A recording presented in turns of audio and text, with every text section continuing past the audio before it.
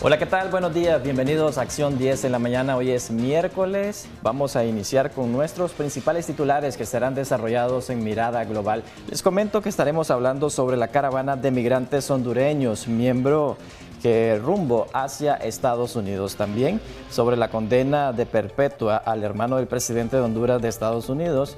Vamos a iniciar, sí, ya con el detalle de nuestras informaciones. Les comento que el informe presentado de manera anual por el Departamento de Estado de Estados Unidos señaló al gobierno del presidente Daniel Ortega de mantener al país bajo un sistema político altamente centralizado y autoritario y a aprobar leyes represivas contra la ciudadanía. Más detalles a continuación.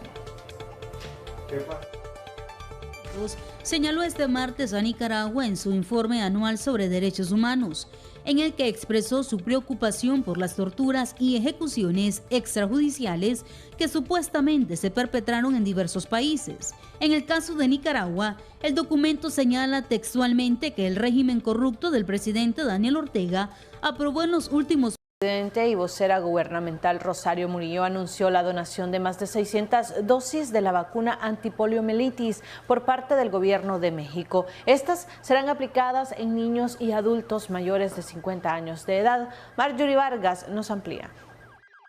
650,000 dosis de la vacuna antipoliomielítica bivalente oral serán donados por el gobierno de México y llegarán al territorio nicaragüense este miércoles en horas de la noche. La vicepresidenta Rosario Murillo, en su intervención en medios oficialistas, dio a conocer la información. De ese 1.373.085 dosis que aplicaremos, 650,000 han sido donadas y vamos a recibirlas con corazón agradecido el día de mañana por la noche por el pueblo y gobierno de México. Muchísimas gracias. La jornada de vacunación nacional dará inicio el 6 y culminará el 21 de abril. Se pretenden aplicar más de 1 millón de dosis a los niños y personas mayores de 50 años. Para Acción 10, Marjorie Vargas. Continuamos con más información a esta hora de la mañana. Les comento que autoridades del Ministerio de Salud reportan la muerte de una persona a causa del COVID-19 en el país y 48 nuevos casos de coronavirus. Detalles veamos a continuación en el siguiente reporte. 48 nuevos casos de COVID-19 y un fallecido reporta en su informe semanal el Ministerio de Salud. Datos de la nota de prensa indican también el seguimiento de 38 personas con síntomas asociados al virus que han cumplido su periodo establecido. Según el informe, los pacientes en monitoreo por la COVID han presentado padecimientos asociados como hipertensión arterial, diabetes mellitus, obesidad, enfermedades cardíacas, síndrome de inmunodeficiencia, insuficiencia renal crónica, antecedentes de accidentes cerebrovasculares, tuberculosis pulmonar y enfermedades pulmonares crónicas. En el reporte se señala que hasta la fecha, desde el inicio de la pandemia en el país, se han atendido a 5.326 pacientes. Se ha logrado la recuperación de 5.102 nicaragüenses y han muerto por el virus 177 personas. En Acción 10, Geraldine Domínguez. Un incendio dejó pérdidas en una vivienda en la carretera hacia Ajiluá. Esta y otras noticias en el siguiente bloque de Noticias Nocturnas a cargo de Ronald Rodríguez Solís. ¡Se quemó la casa! En horas de esta madrugada se registró un incendio en una vivienda ubicada en el kilómetro 16,5 de la carretera Ajiluá. El rápido actuar de los vecinos ayudó que las llamas no se propagaran a las demás casas. Según nuestros informantes, la vivienda afectada es propiedad del señor Roger Antonio López Sequeira, de 35 años, y presumen que haya mano criminal. La policía de Ciudad Sandino, junto a los bomberos, realizarían las investigaciones correspondientes para determinar las causas del incendio. Contra un poste de tendido eléctrico fue a impactar el conductor de este carro al perder el control del volante por razones desconocidas cuando circulaba por el sector del Country Club, ubicado en la nueva pista que va de Las Agüitas hacia Sabana Grande. Tras el impacto resultó lesionada una fémina que iba como acompañante del conductor. Fue atendida por miembros de Cruz Roja y trasladada al Hospital Alemán Nicaragüense. Al lugar llegó la Policía Nacional para realizar las investigaciones y determinar cuáles fueron las causas que provocaron el accidente. Asimismo, se movilizó una cuadrilla de Disnorte y Disur, quienes procedieron a retirar el poste y levantaron el tendido eléctrico para evitar una desgracia. Con imágenes de José Ángel Díaz, en Acción 10, Ronald Rodríguez Solís. Autoridades bancarias del país informaron a la población nicaragüense que no prestarán sus servicios a partir del 1 de abril y adjuntan que abrirán su atención al público el próximo 5 de abril. Los detalles con Geraldine Domínguez. Bancos privados del país informan a la ciudadanía los días que no prestarán servicio durante el periodo de la Semana Santa, a partir del 1 de abril. En su comunicado, Banpro ha indicado que hasta el próximo 5 de abril restablecerá su atención, invitando a sus clientes a usar sus canales alternativos para realizar sus gestiones. Por su parte, el Banco Ficosa ha indicado que hasta el 5 de abril retomará sus labores en el horario normal, también invitando a hacer uso de sus canales electrónicos. Asimismo, el Banco de Finanzas informa que la atención la restablecerá el próximo 4 de abril, con las opciones de canales alternativos como banca móvil, puntos express y cajeros automáticos. En Acción 10, Geraldine Domínguez. Al menos 80 millones de dólares generará esta Semana Santa en Nicaragua la industria turística. Se espera la movilidad de más de 100,000 personas, entre ellos nacionales y extranjeros. Jimmy Romero nos amplía. A diferencia del año pasado, esta Semana Santa será mejor en movilidad de turistas y reservaciones de hoteles, confirmó Leonardo Torres, presidente de la Cámara Nicaragüense de la Micro, Pequeña y Mediana Empresa Turística. Indicó además que destinos de referencia como San Juan del Sur, Core Island y Granada ya presentan una alta demanda de ocupación, aunque reconoce que la actividad del sector estará concentrada más en el turismo nacional que el extranjero debido a la poca conectividad aérea que mantiene el país. Nosotros creemos que Semana Santa va a andar, ojalá logremos unos 80, 90 millones de dólares, que sería importante para lograr los 340 millones que requerimos en el año. Semana Santa, Jocelyn, es el punto más alto de la industria, es la temporada más alta y en términos de ingresos puede significar sin problema casi el 40% de los ingresos de la industria. Durante la entrevista del segmento Debates y Soluciones de Acción 10 en la mañana, Torres se mostró a favor de un diálogo nacional entre el gobierno y el sector privado para retomar las sendas de crecimiento económico del país. Desde abril de 2018, tras la represión gubernamental, la empresa privada decidió romper de raíz el modelo público-privado que sostenía con el presidente Daniel Ortega, donde se lograban acuerdos en temas políticos, económicos y sociales. Debemos de mantener un diálogo permanente, a mi juicio, fuera de que haya elecciones o no haya. Uno tiene que estar revisando la situación económica porque los agentes económicos nos movemos por variables, por situaciones que se dan en el país y el diálogo debe ser permanente. Pero Maica lo ha dicho, bueno, fue el gobierno, dice, el que no quiere hablar con nosotros. A veces dice que es que ellos no quieren hablar con el gobierno. Por la pandemia del COVID-19, Nicaragua ha dejado de percibir alrededor de 1.6 millones de turistas, a pasar a casi 215,000 en 2020, mientras los ingresos de 840 millones de dólares captados en 2017 decrecieron en más del 80% por la propagación del coronavirus, seguido de las medidas de confinamiento y los cierres de fronteras. Este 2021, el Instituto Nicaragüense de Turismo prevé acercarse a los 315 millones de turistas. Jimmy Romero, Acción 10. Seguimos con más información. Transportistas de la terminal de buses en el mercado Israel Levites aseguraron que la afluencia de pasajeros ha sido normal en comparación a años anteriores. Sin embargo, esperan que entre jueves y viernes santo el flujo aumente. Este martes santo, la terminal del mercado Israel Levites tenía poca presencia de personas. Los buses en esta terminal salen a los municipios de Matiare, Nagarote, La Paz Centro, Pochomil, Mazachapa y a los departamentos de Chinandega y León. En comparación a años anteriores, para esta temporada la afluencia era mayor. Entre ayer y hoy, la afluencia de pasajeros. Bajo porque ya salieron todas vacaciones. Sí, se ha bajado, tanto como los estudiantes y los trabajadores. Digamos que los días como más fuertes, que la gente va a lugares, a visitar a la familia en esta Semana Santa. Bueno, pues para nosotros casi no hay demanda porque viajamos ahí nomás a Nagarote y no hay casi balnearios pues, que existen. Es más bajo, es más alto para el lado de Pochomil, Mazachapa, todo eso. ¿Trabajar normal? Sí, claro que sí, todo el tiempo se trabaja normal, aquí todo, sea cualquier día normal, todos los días se trabaja. ¿Cuántos buses al día van a salir? ¿Los mismos? ¿Se mantienen? Sí, todos los mismos, el mismo precio. ¿Hacia dónde viajan ustedes? 8.000 al Salto y San Rafael. ¿Cómo ha estado la afluencia este lunes y este martes? En la mañana estuvo regular, pero ahorita estamos palmados. Para este Viernes Santo, las cooperativas de buses del Israel Evites trabajarán solo un 50%. Con imágenes de Erasmo Hernández para Acción 10, Marjorie Vargas. En noticias de carácter político nacional, el Partido Ciudadanos por la Libertad aceptó unirse al Partido Restauración Democrática, siempre y cuando se logre consensuar lugar y fecha entre ambos partidos políticos y sin la comparecencia de los miembros de la Comisión de Buena Voluntad. Veamos más en el siguiente reporte.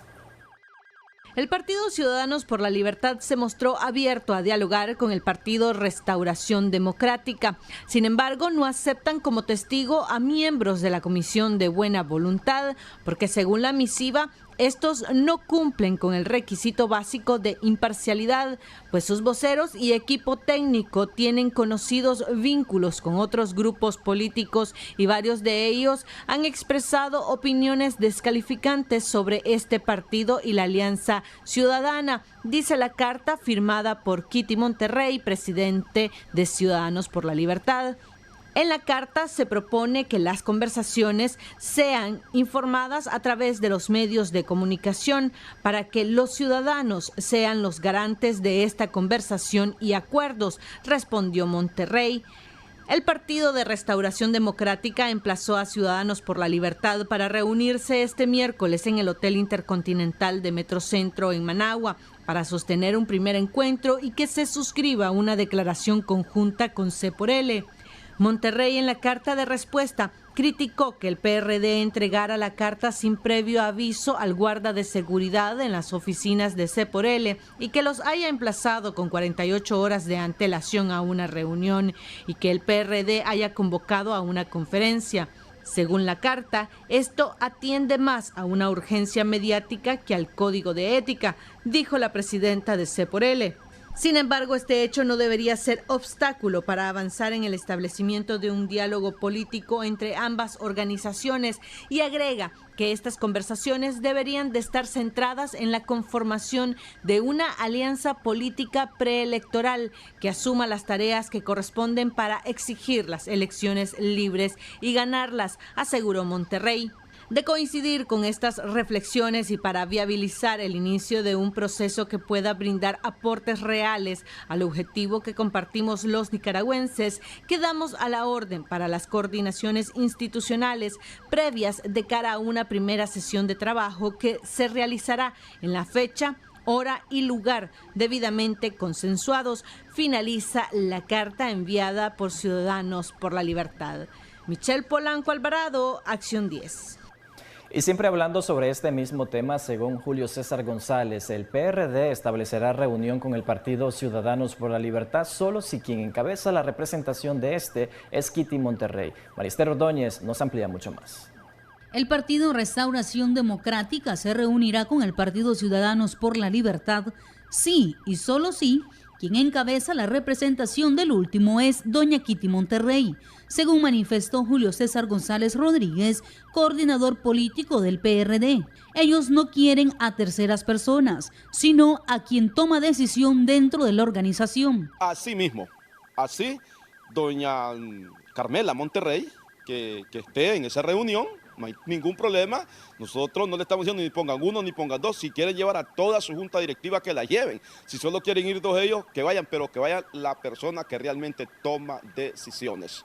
Porque nosotros queremos firmar públicamente ante los ojos del pueblo de Nicaragua ese primer acuerdo. Sí, nosotros somos precisos y concisos en lo que le mandamos a decir a C+L. Como es del conocimiento de los medios de comunicación, la señora Carmela en los medios de comunicación decía que ella quería hablar con el PRD, pero solo lo decía en los medios y nunca hizo efectivo un documento que llegara a manos del representante legal y presidente del PRD, esa solicitud de querer platicar con nosotros, ¿verdad? Como el pueblo de Nicaragua está pidiendo esa unidad y la coalición nacional estamos de acuerdo con esa unidad que el pueblo está pidiendo. Entonces, como partido, nosotros mandamos un documento oficial, se lo hicimos llegar a sus oficinas, tuvimos una respuesta y no quiere dar la cara. La señora Monterrey o doña Carmela no quiere dar la cara o no quiere sentarse con el PRD, ella como presidenta. González Rodríguez responde de esta manera luego de ser pública la carta de C por L, donde se lee que no es necesaria la intervención de terceros para llevar a cabo dicha reunión, refiriéndose a la Comisión de Buena Voluntad, a quien señalan de no cumplir con el requisito básico de imparcialidad. Respecto a los miembros de la Comisión de Buena Voluntad, yo no les entiendo ahora realmente porque están descalificando a don Fabio Gadea. Si fue alguien cercano a ellos, fue un candidato de ellos, del PRD nunca ha sido candidato don Fabio, fue candidato de lo que antes se llamaba PLI y hoy se conoce como C por L. Entonces, más bien hubiésemos de ser nosotros los que tenemos esa desconfianza, porque don Fabio ha sido parte de ello. Pero hoy don Fabio, don Carlos Tunerman y otras personas como Denis Martínez han querido pues que nos juntemos y han puesto a la orden de su tiempo y todo lo que ellos miran por esta unidad que el pueblo de Nicaragua quiere. Según el coordinador del PRD, ellos están preparados para sostener la reunión con el partido C por L para llevar a cabo un proceso de unidad.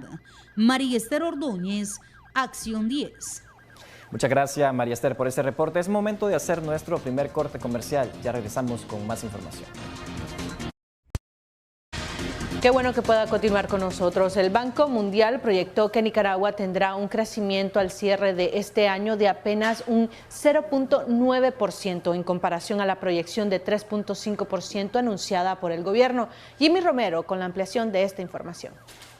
La reciente actualización del Banco Mundial sobre la perspectiva de crecimiento económico en el país refleja que dicho organismo solo proyecta en 2021 una recuperación de 0.9% contra 2.5% a 3.5% que dio a conocer recientemente el gobierno al cierre del año. Al respecto, Alfredo César, expresidente del Banco Central de Nicaragua, aclaró que el optimismo de las autoridades podría ser superficial y lo más viable es que se crezca un porcentaje menor o en el peor de los casos tener cero crecimiento. Es mucho más creíble la del Banco Mundial porque no tiene influencia política. La del Banco Central siempre trata de poner las cosas mejor para que no se vean tan cerca de la realidad desastrosa que estamos viviendo. Y yo tengo incluso duda que se pueda crecer algo este año. En primer lugar, porque el desembolso de los recursos que salieron para enfrentar la emergencia de la pandemia y de los dos huracanes no está moviéndose con la misma rapidez porque casualmente son recursos manejados incluso a través de algunas agencias de las Naciones Unidas.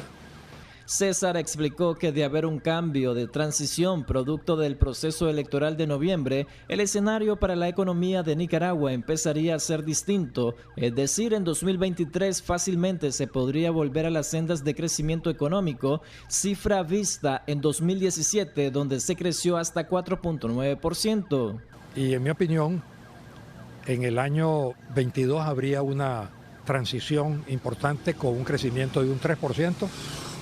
Y a partir del siguiente año, en el 23, estaríamos ya otra vez creciendo incluso arriba del 5%, siempre y cuando la elección sea transparente, haya un nuevo gobierno legítimo, reconocido mundialmente y debido a los resultados, se quiten todas las sanciones que hay sobre la economía y a nivel individual para que el nuevo gobierno pueda hacer uso de todos los recursos nacionales e internacionales.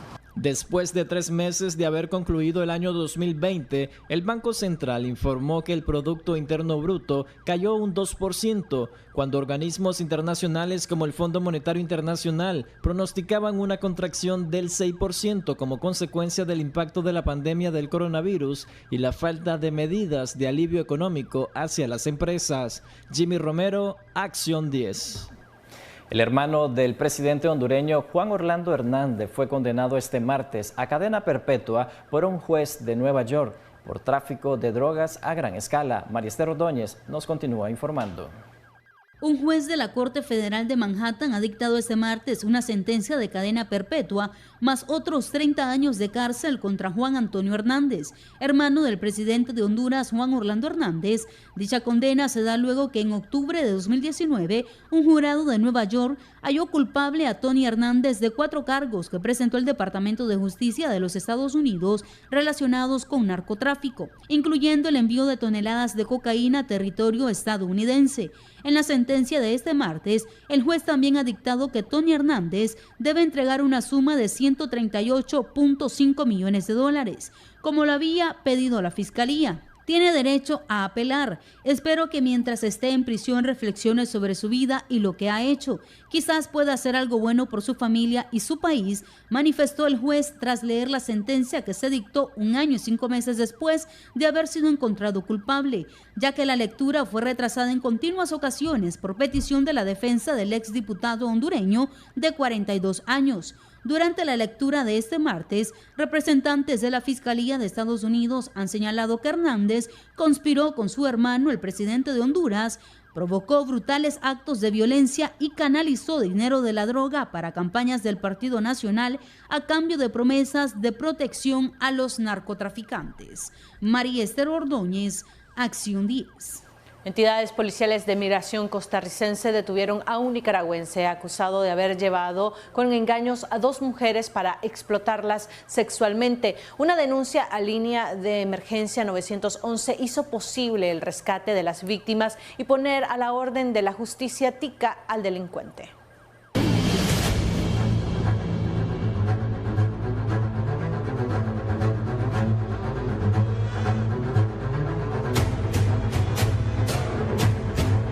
La Policía Profesional de Migración costarricense, tras un fuerte operativo, allanó en Heredia una vivienda en búsqueda de rescate de 2 mujeres nicaragüenses víctimas del delito de trata de personas con fines de servidumbre sexual. El compromiso que tiene la Policía Profesional de Migración para evitar este tipo de conductas y de delitos que atentan contra la dignidad de las personas, y que la Policía Profesional de Migración de manera oportuna logra el rescate de 2 mujeres y la detención de esta persona de apellido Torres, quien ahora se encuentra a la orden del Ministerio Público a la espera de que se conozca su situación jurídica en el país. Según las autoridades de la policía, llegó una denuncia ingresada al sistema de emergencias 911 de la Fuerza Pública y la Policía de Migración. Atendiendo el llamado, se presentaron de manera inmediata al lugar, localizando a las víctimas y al sujeto de apellidos Torres, también nicaragüense, quien mediante engaños trajo a las 2 mujeres bajo las promesas de darles trabajo como empleadas domésticas en unos condominios ubicados en Heredia, donde él se desempeñaba como guardia de seguridad. Así el sujeto, aprovechándose de la necesidad y vulnerabilidad, les costeó el viaje desde Nicaragua hasta Costa Rica, a través del cual las víctimas ingresaron al país por un puesto no habilitado por Frontera Norte el domingo 21 de marzo.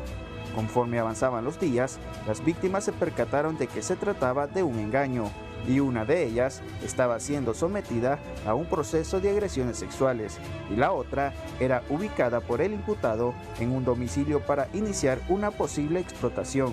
Las víctimas eran amenazadas por Torres con llamar a la policía por su condición migratoria irregular, indicando que podrían ir a la cárcel si no hacían lo que él les pedía.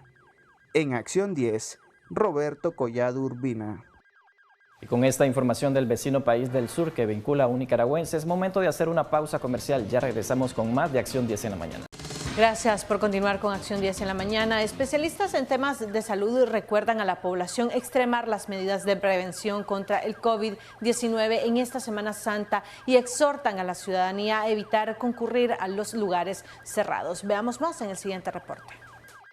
Si está planeando salir a veranear esta Semana Santa, recuerde tomar las medidas pertinentes para poder disfrutar sus vacaciones, pero no olvide extremar los cuidados ante el COVID-19. Recuerde que el virus no tiene vacaciones. Los especialistas advierten sobre el distanciamiento físico a 3 metros de distancia entre personas y evitar concurrir los lugares cerrados. Recuerda que la enfermedad no agarra vacaciones. Igualmente, conversa con tu familia sobre las medidas de prevención de la COVID-19 insistir con el distanciamiento físico de 3 metros en los lugares donde hay otra gente para que no respires el virus. Evitar lugares cerrados por contaminación. Siempre se traga agua y tendrás problemas digestivos en tus ojos y en tu piel. Otra de las recomendaciones es tomar algunas precauciones para evitar el golpe de calor o la insolación. El golpe de calor o insolación se produce cuando la temperatura del cuerpo aumenta rápidamente. Puede presentar fiebre de 40 grados centígrados o más, piel caliente, enrojecida y seca o con sudoración excesiva, náuseas, vómitos y el pulso y la respiración están rápidos. Dolor de cabeza, calambre, desmayo y convulsiones. Recuerde que debe usar sombrero o sombrilla, ropa clara y ligera, buscar la sombra y lugares frescos, tomar 3 litros de agua diario, consumir muchas frutas y comida ligera, ya que si come mucho aumenta el calor en el cuerpo. En Acción 10, Jocelyn Rojas. Un estudio en Estados Unidos demuestra que una única dosis de la vacuna contra el COVID-19 desarrollada por Pfizer y Moderna tiene una efectividad, escuche bien, de un 80%. María Esther Ordóñez nos amplía mucho más. Una sola dosis de las vacunas contra el COVID-19 de Pfizer y de Moderna, que requieren de 2 inoculaciones, tiene una efectividad del 80% para prevenir el contagio, según un estudio publicado por los Centros de Control y Prevención de Enfermedades de los Estados Unidos. En el análisis se detalla que el efecto fue observado 2 semanas después de la primera dosis en el estudio, realizado con 4.000 trabajadores sanitarios entre el 14 de diciembre y el 13 de marzo. Los resultados mostraron que el riesgo de infección se redujo en un 90% entre las personas que recibieron las 2 dosis recomendadas, que comenzaron a tener un efecto protector, incluso después de la primera inyección, al reducir el riesgo de contagio en un 80% 2 semanas después. La investigación coincide con la aceleración del proceso de vacunación en Estados Unidos, con más de 3 millones de dosis administradas diariamente. El presidente estadounidense Joe Biden marcó como fecha para un regreso a una relativa normalidad la fiesta del Día de la Independencia en el país el 4 de julio. Estados Unidos concedió autorización para uso de emergencia a las vacunas de Pfizer y Moderna y a la de Johnson & Johnson, que es de una sola dosis y cuya efectividad es algo menor. El país, considerado el más afectado del mundo por la pandemia, registra más de 30,2 millones de contagios y más de 549,000 muertos, según el recuento independiente de la Universidad Johns Hopkins. Mientras tanto, la campaña de inmunización rusa se ha quedado muy por detrás de las naciones europeas y Estados Unidos. El Fondo Soberano, encargado de su financiación y comercialización, intenta cerrar acuerdos de tercerización de la producción de su desarrollo Sputnik V, incluso para poder importarla a Rusia, donde faltan inyecciones para su población. El gobierno de Vladimir Putin ha administrado al menos una dosis al 4,4% de los habitantes, en comparación con el 10% en la Unión Europea y el 26% en los Estados Unidos. Para el Kremlin, India y China sería una posibilidad superadora a las tensiones con Europa, donde la Sputnik no ha recibido aún la autorización en revisión continua para su aplicación. María Esther Ordóñez, Acción 10. El jefe de la Organización Mundial de la Salud ordenó una investigación más profunda sobre el posible origen del coronavirus en el laboratorio de Wuhan. María Esther Ordóñez nos amplía. El director de la Organización Mundial de la Salud pidió este martes a los investigadores a cargo sobre el origen de la pandemia de COVID-19 que profundicen en la teoría de un posible incidente de laboratorio, luego de que prácticamente haya sido descartado por los informes oficiales.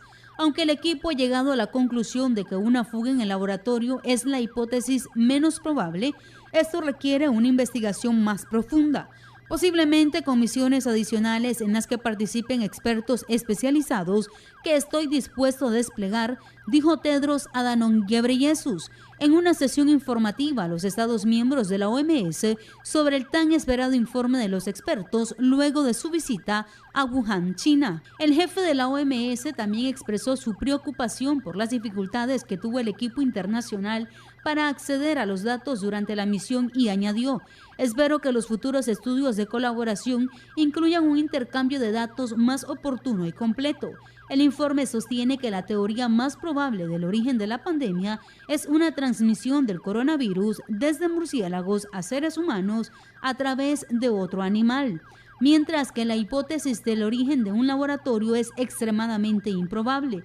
En un primer lugar, porque no hay registros de ningún laboratorio que haya estado trabajando antes de diciembre de 2019 con un virus cercano al SARS-CoV-2 o estudiando genomas que combinados podrían darle origen, según se lee en el informe. María Esther Ordóñez, Acción 10.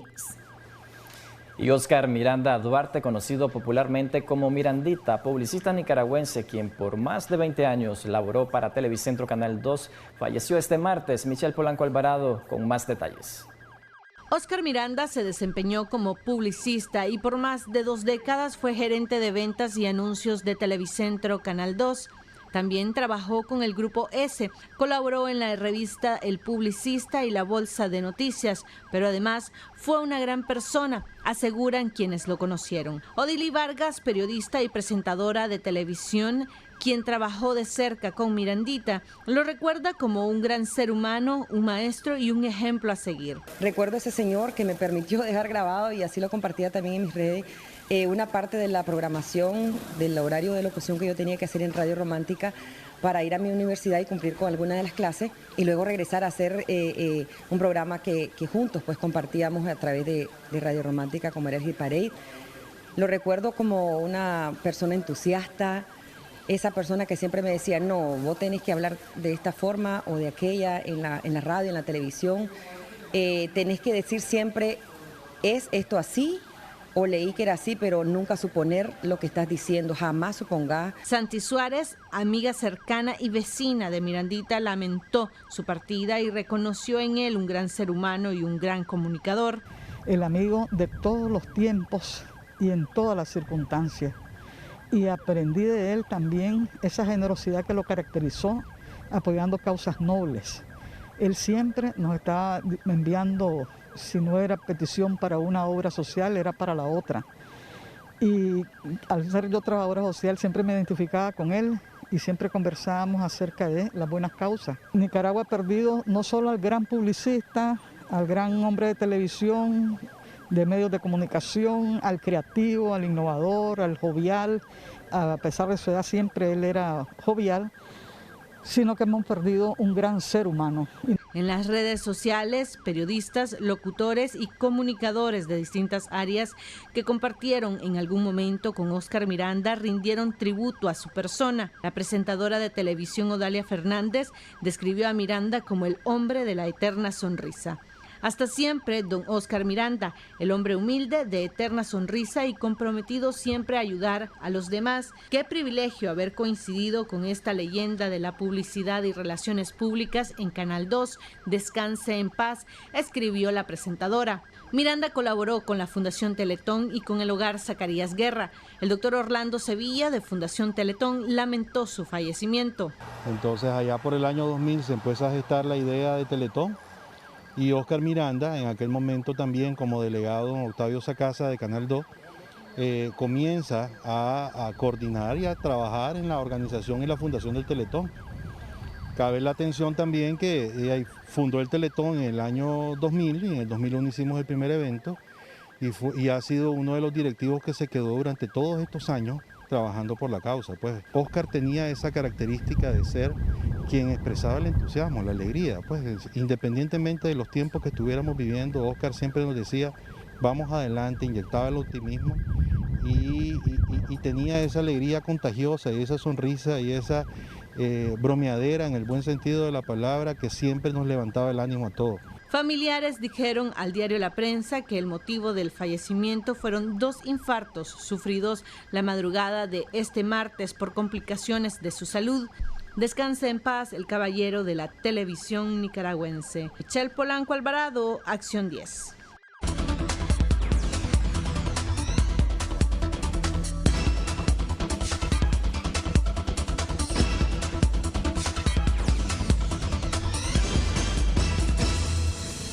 Le damos cuenta ahora de las noticias más relevantes a nivel mundial. A esta hora en nuestro segmento Mirada Global, Italia impondrá cuarentena de 5 días. Italia va a imponer una cuarentena de 5 días para todos los viajeros procedentes de la Unión Europea, anunció este martes el Ministerio de Salud. La mayor parte de Italia está sujeta actualmente a severas restricciones para frenar el contagio por COVID-19, con cierre al público de cafeterías, bares y restaurantes, así como viajes ilimitados.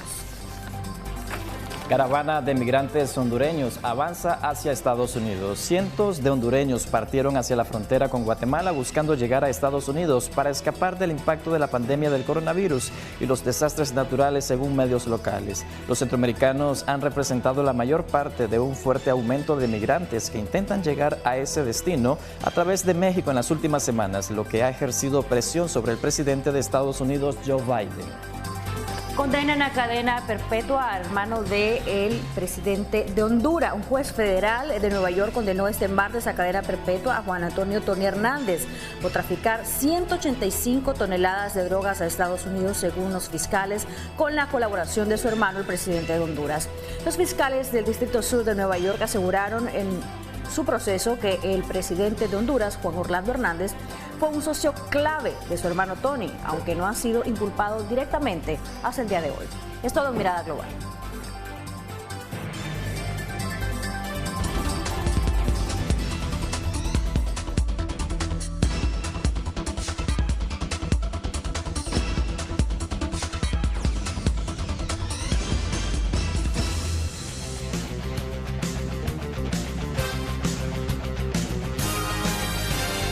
Esta majestuosa torre fue inaugurada en el año 1889. Francia fue el país elegido para la edificación de la conocida Torre Eiffel, la cual fue diseñada por el arquitecto Gustave Eiffel. 2 años, 2 meses y 5 días fue el tiempo que necesitaron los más de 300 obreros que participaron en la construcción de este atractivo europeo.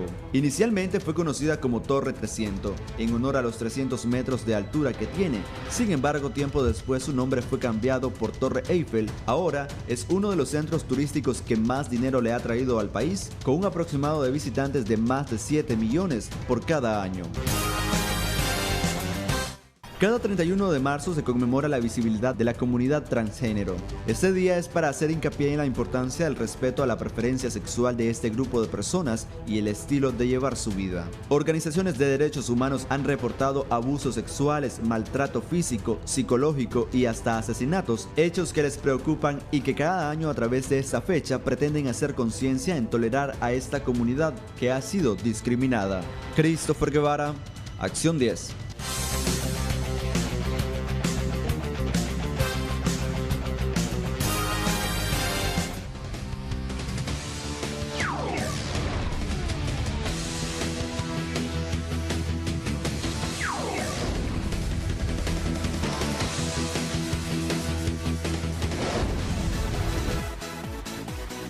Bienvenidos al segmento Deportes, preparados para hablar del acontecer nacional y del mundo en el fútbol, el boxeo, por supuesto también a nivel internacional, las actividades del boxeo mundial, el béisbol en Nicaragua y más. A continuación, arrancamos con fútbol porque hoy se juega la jornada 12 de Liga Primera del torneo clausura del fútbol nicaragüense. Se reanuda la actividad después de la fecha FIFA, donde Nicaragua goleó 7-0 a Islas Turcas y Caicos en su respectivo compromiso de eliminatorias mundialistas. Para la jornada 12 de Liga Primera, Walter Ferretti versus Jalapa, Ocotal contra Junior, Dirian Gen versus Juventus, Real Estelí contra Real Madrid, Managua versus Chinandega, este miércoles 31 de marzo en la jornada 12 del torneo clausura de Liga Primera del fútbol nacional.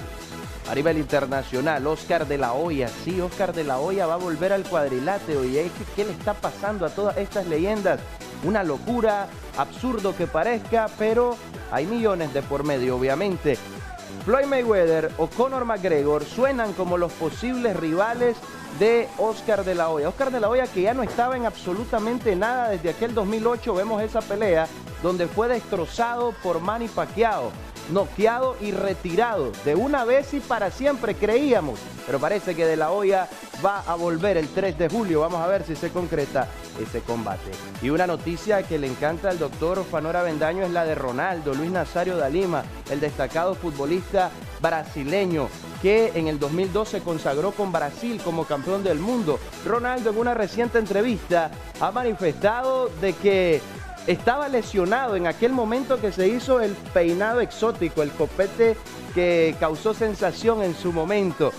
Un día después de hacerse ese corte, logró el objetivo Ronaldo, que era llamar la atención por su corte y no precisamente por la lesión. Al día siguiente le marcó gol a Turquía y en la gran final 2 goles a Alemania. Además pidió disculpas a los fanáticos y a las madres de los hijos que se hicieron el corte en ese año 2002, 19 años después de la consagración de Brasil como pentacampeona del mundo. Seguimos con más información deportiva, por supuesto hablando del Barcelona a nivel internacional. Ronald Koeman, destacado entrenador del equipo culé, ha manifestado de que el Kun Agüero no va al equipo azulgrana. Erling Haaland suena entre los posibles nombres del equipo azulgrana para las contrataciones en la próxima temporada, asimismo Memphis Depay.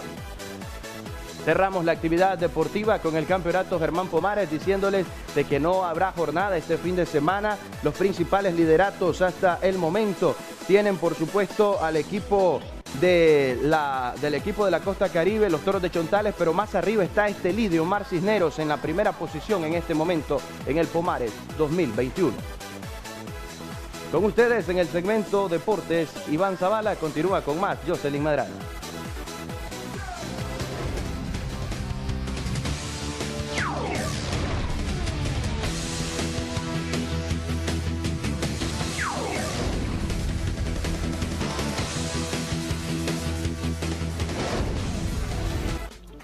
Gracias, Iván Zavala, por darnos detalles de todo el acontecer deportivo a nivel nacional e internacional. Vamos ahora a hablar de nuestra economía y de usted, amigo y amiga televidente. Si necesita trasladarse a algún departamento o municipio cercano a la capital, pues les vamos a contar en el siguiente reporte de Xochitl Mendoza cómo va a estar durante el resto de la Semana Santa operando el transporte interurbano. Ella está desde el sector del mercado Israel Levites y la terminal ubicada justamente en este populoso centro de compras, y nos va a dar mayores detalles. Adelante. Hola muchachos, ahora nos encontramos desde la terminal de buses del mercado Israel Levites para conocer cómo van a estar funcionando estas unidades de transportes en los próximos días, los días feriados, jueves y viernes santos. Cuéntenos un poco cómo van a estar laborando durante esta semana. Sí, normalmente vamos a trabajar lunes, martes, miércoles y el jueves según como esté el transporte. Según la influencia de la gente, hacemos trabajar, sí. ¿Cada cuánto salen estas unidades de transporte hacia Jinotepe? Cada 25 minutos, es un itinerario que nosotros tenemos. Cada 25 minutos, media hora, depende cómo esté la influencia de la gente, ¿sí? ¿Y cómo ha estado la afluencia de las personas en los viajes esta semana? Pues fíjate que estaba movidito, se ha movido un poco la gente, pues, a pesar de, vos sabés, pero gracias a Dios la gente ha perdido un poquito el miedo y ha salido a trabajar, sí. ¿El pasaje se mantiene normal? Se mantiene 30 Córdoba normal, se mantiene, no sube ni baja. Sí, porque tenemos una fija, sí, en la cooperativa, no lo podemos ni subir ni bajar. ¿Nos puede comentar de qué manera van a estar laborando en esta semana? Sí, vamos a trabajar diario, muy bien, vamos a trabajar diario, todos los días, si hay demanda, los buses se mandan a 15 minutos, a 20 minutos. Los días festivos, jueves y viernes, ¿hasta qué hora ustedes van a estar laborando? Hasta las 7 de la noche del último bus de aquí. Hasta las 7 comienza la primer día, el primera salida de un bus sale a las 6:50. ¿La afluencia de personas en los viajes cómo está? Hay veces que, todos estos días ha estado bueno porque usted sabe que estamos de vacaciones, el gobierno lo ha dado de vacaciones y no sabemos el miércoles cómo va a estar aquí. ¿Se mantiene la tarifa del pasaje? 25 pesos vale, ahí le puede tomar foto ahí en el bus, anda la tarifa que vale 35 pesos a 8.000 y 30 pesos al salto. ¿Cuál es su nombre? Orlando Estrada Méndez. Gracias. ¿Será que nos puedas comentar de qué manera van a estar laborando durante esta semana? Normal, sí. Por ejemplo, el día jueves y viernes, ¿hasta qué hora ustedes van a salir los buses de Villa del Carmen? Normal, siempre con una parte salteada, pero todo normal siempre. ¿Ese salteado de más o menos de qué horario me estás hablando. Y unos 20 minutos más tarde, pero siempre igual. ¿Cómo has visto la afluencia de personas viajando hasta este municipio? Habría que ver, estamos comenzando, usted sabe. Estamos comenzando y hay que tratar de ver cómo comienza el movimiento esta semana, pero todo bien. ¿Cuál es tu nombre? Víctor Cruz. Es la información que les tenemos desde la terminal de buses del mercado Israel Evites. Los buses van a estar laborando de manera normal según la afluencia de personas, nos referían algunos conductores. Pero regresamos la señal a estudio con los muchachos. Gracias, Xochitl Mendoza, por tu reporte desde el mercado Israel Levites. Pausa comercial. Al regresar, nuestro segmento de debates y soluciones. Recuerde que usted puede participar de él enviando sus audios al 8512-2828. Proyecto de ley Renacer, sus repercusiones y también sus consecuencias a mediano, a corto, a largo plazo. Esto se va a llevar a la realidad, beneficiará o no a Nicaragua. Este y otros temas de la coyuntura política nacional e internacional los vamos a ver con nuestro invitado esta mañana. Así es, Jocelyn se encuentra con nosotros aquí en estudio el doctor Fanor Avendaños, con quien estaremos hablando acerca de esto y qué tan viable será o qué tan real será que se apruebe esta iniciativa de ley en los Estados Unidos y se aplique en nuestro país. Bienvenido, doctor, gracias por estar nuevamente aquí con nosotros en Acción 10 en la mañana. Hablemos acerca de esta ley. Realmente vamos a ver que se llegue a aprobar en el gobierno de Estados Unidos y se aplique, por ende, a las personas que así lo vean. Ahí el día de ayer se publicó un primer informe sobre derechos humanos sobre Nicaragua. ¿Y si esta ley beneficiaría o no a Nicaragua en el actual contexto? Bueno, en primer lugar, pues también dar, como el Canal 10 ha hecho, nuestra condolencia a la familia de Guillermo Miranda. Por supuesto. Es un gran amigo, un hombre que enseñó con el testimonio cotidiano. Yo siento un gran pesar, pero al mismo tiempo una gran alegría saber que ya el universo tiene un guardián para la paz y para la cultura de la vida, que esto era Mirandita, al cual apreciamos muchísimo, todo Nicaragua aprecia, independientemente de cualquier cosa. Y también, antes de todo, recordar que usemos las mascarillas, ahorita porque estamos en el distanciamiento social y en la cabina con este canal que tiene esa calidad del cuidado de las personas, entonces que ahora que estamos en Semana Santa, que estamos a veces con ganas de salir a algún lado, no se olviden para resguardarse usted, la familia y el país mismo por tantas dificultades económicas que trae las enfermedades de este tipo a nuestros países, sobre todo lo que estamos tratando de desarrollarnos cada día. En lo que respecta a lo que ustedes nos preguntaban, sí creo que Nicaragua, como Estado, como gobierno, debe tener un sumo interés de lo que está sucediendo con estas iniciativas. Dentro del ámbito del análisis político y del interés nacional, el programa de ustedes han seguido desde la campaña electoral cuáles podrían ser los calendarios Trump que hablábamos y el calendario Biden. Y decíamos nosotros que la administración Biden iba a tener más presión sobre el gobierno del presidente Ortega y así efectivamente está sucediendo.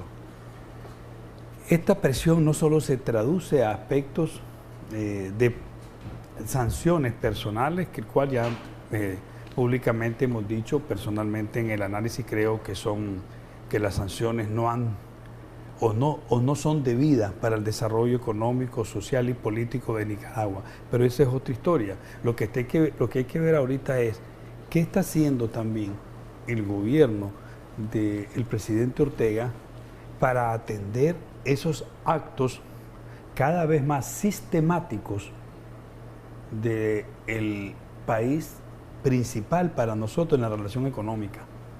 Nuestro principal socio comercial son los Estados Unidos. Nuestro país competidor en política exterior con más influencia es los Estados Unidos.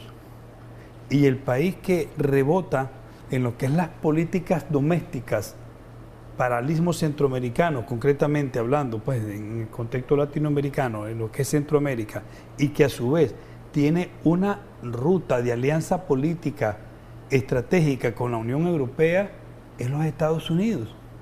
Por lo tanto, que si hay un informe del Departamento de Estado, que si hay observaciones del Comando Sur, que si hay una iniciativa de ley denominada Renacer, que indudablemente vamos a hablar de ella, puede ser que en algunos aspectos sea desproporcionada, ajena a la realidad, no contribuye al quehacer de un entendimiento nacional, podría llegar al extremo de tener falsedades, algunas de esas actividades, podría, pero de todo eso el gobierno de Nicaragua tendría que decir, tenemos que analizarle y buscarle respuestas, tenemos que decir por qué está sucediendo esto y no la simple retórica que es el imperialismo norteamericano y de que estamos contra los yanquis, enemigos de la humanidad, y que este pueblo va a resistir.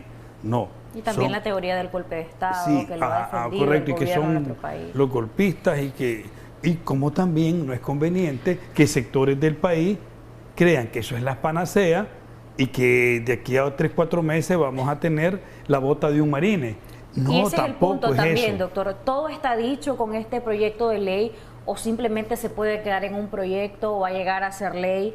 ¿O es simplemente una cuestión para meterle presión al gobierno y sentarlo a negociar y una vez que se negocie, pues evidentemente todo retrocede o se queda tal cual está? Yo lo considero que está dentro de un contexto de la política de la administración Biden con el Departamento de Estado, que ya dejó de ser en esta administración un simple edificio de gelatina, y ya tiene beligerancia el Departamento de Estado con el gobierno de Biden. Y es por eso habría una actividad, acciones sistemáticas, porque está el Departamento del Tesoro, el Congreso, el Senado, la Casa Blanca, el Departamento de Estado, los comités que están en relación con hemisféricos, la OEA, en este caso, como incide en los Estados Unidos. Entonces, todo esto es sistemático. Pues bueno, este sistema está atendiendo una problemática regional. En el caso de Centroamérica, la corrupción, la migración y la estabilidad política. Esos son los 3 ejes, ustedes se ven. O sea, ¿qué atiende para Honduras, El Salvador y Guatemala? Los 2 temas principales, corrupción y migración. ¿Qué atiende para Nicaragua? Fundamentalmente la estabilidad política y también migración, y la corrupción está tal vez en un tercer plano, pero no es de menor grado. Entonces, esta situación involucra también una temática política donde exige esa comunidad a la cual forma parte Estados Unidos de buscar que en Nicaragua se den procesos electorales libres, competitivos, para comenzar a resolver la problemática política que se está presentando en el país. Doctor, el año pasado la Organización de Estados Americanos emitió una resolución en la que establece o le recomienda al Estado de Nicaragua realizar las reformas electorales y menciona 7 puntos de las reformas. Vimos cómo la respuesta del gobierno precisamente fue aprobar leyes que tanto organizaciones nacionales como internacionales las catalogaron como leyes que son anticonstitucionales, que violentan la libertad de expresión y de prensa. Por ejemplo, en el caso de la ley de ciberdelitos, también sacó una ley en la que, o se aprobó una ley en la que prohíbe o inhibe a todos, casi todos los sectores de oposición que en algún momento hubiesen celebrado las sanciones. Si por la víspera sacamos el día tras estos propuestas de ley por parte de los Estados Unidos, estos informes de violación de derechos humanos en donde se señala a la policía y al ejército de participar en la violación de los derechos humanos de los nicaragüenses, ¿podríamos esperar una respuesta negativa por parte del gobierno, considerando que las respuestas han sido así, negativas? Hasta hoy han sido respuestas con actos de contención. O sea, el gobierno dice que tiene un frente político interno y un frente político externo que lo lidera a los Estados Unidos.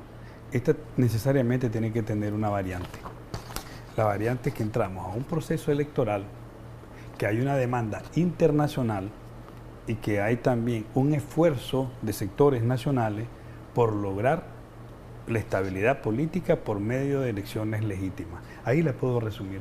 ¿Por qué? Porque las violaciones a los derechos humanos, los cuestionamientos que se puedan dar, el gobierno podría tener la capacidad, porque la tiene, de contrarrestarla en el caso que tenga que dar respuestas a esto, y lo que ha hecho es no conocer la legitimidad de la CIDH, no conocer formalmente hablando la preocupación de la Oficina del Alto Comisionado de los Derechos Humanos de Naciones Unidas, no conocer las inquietudes y preocupaciones de la Unión Europea.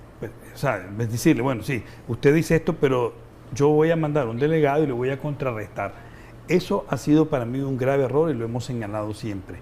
Y lo otro es que, indudablemente, estamos en un proceso electoral y tienen que darse pasos, además de esas leyes de contención que van a tener en su momento que estas leyes ser derogadas o modificadas con estándares internacionales aceptados, porque algunas de ellas son legislaciones internacionales, pero aquí se dieron en contextos extremadamente polarizados, y entonces esto tiene que dar paso en este proceso al gobierno de Nicaragua a que los espacios políticos, cívicos y, por ejemplo, de libertad de expresión que se ha demostrado, tengan que ser validados.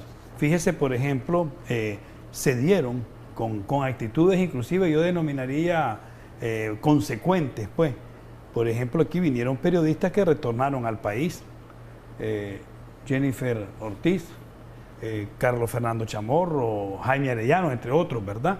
Entre muchos, que vinieron a asumir un rol cívico y dijeron, vamos a evidenciar que la libertad de expresión vamos a luchar por ella. Pero yo me pregunto, eso es una actitud que dieron nicaragüenses que vinieron aquí, pero han devuelto sus medios de comunicación a los confiscados. Y hay otra parte también, porque no a pesar de que se ejerce periodismo, hay agresiones, hay ataques verbales y pues no se hace amenazas. Mucho. En esa parte Jennifer Ortiz recientemente la amenazaron. Antier una unidad de periodistas del Canal 10 fue asediada. O sea, y eso se puede parar, pues.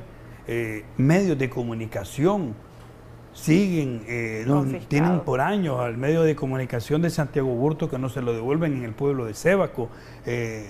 Sigue asediada la prensa de este país independiente. Y así no se vale, pues, sinceramente. ¿Cuánto tiempo, doctora Avendaño, le queda al presidente Daniel Ortega? ¿Cuál es el reloj referencial que debería tener él para poder dar muestras de que en realidad hay voluntad de tener un mejor contexto preelectoral o ya electoral? Porque prácticamente el tiempo se agota de cara a noviembre. Y ayer, por ejemplo, nos acompañaba Leonardo Torres y decía, yo estoy seguro que van a haber reformas. El día anterior nos acompañó el doctor Néstor Avendaño y él decía, el gobierno tiene que hacer 3 cosas. Número 1, el tema de la regulación del combustible a través de una ley. Número 2, lo de la reforma electoral. Y número 3, resolver la situación política, porque mientras no se resuelva la situación política, pues la imagen país no mejora, las inversiones y la economía del país pues tampoco va a mejorar. ¿Qué considera usted de estos aspectos y del tiempo que debe valorar el presidente Ortega y también los grupos de oposición? Para no desviarme también y no capiarle a Michel, es importante entender algo en el país. La comunidad internacional no pone plazos fatales. Te da expresiones de tiempos y calendarios, pero el presidente de Nicaragua debería de plantearse ya, porque sí que hay dentro del país, sí hay plazos fatales, que es noviembre 7. Y para hacer unas elecciones competitivas y que sean aceptadas por la comunidad internacional, no va a desesperarse el presidente Ortega para hacerlo en mayo, porque la OEA dice que es hasta en mayo. No, eso no es algo, en ningún país del mundo te va a poner plazo a un organismo hemisférico en materia de tu política doméstica. No, esa preocupación sí debería atenderle, pero ¿qué es lo que debería ya tener el gobierno y el Estado de Nicaragua en sus poderes?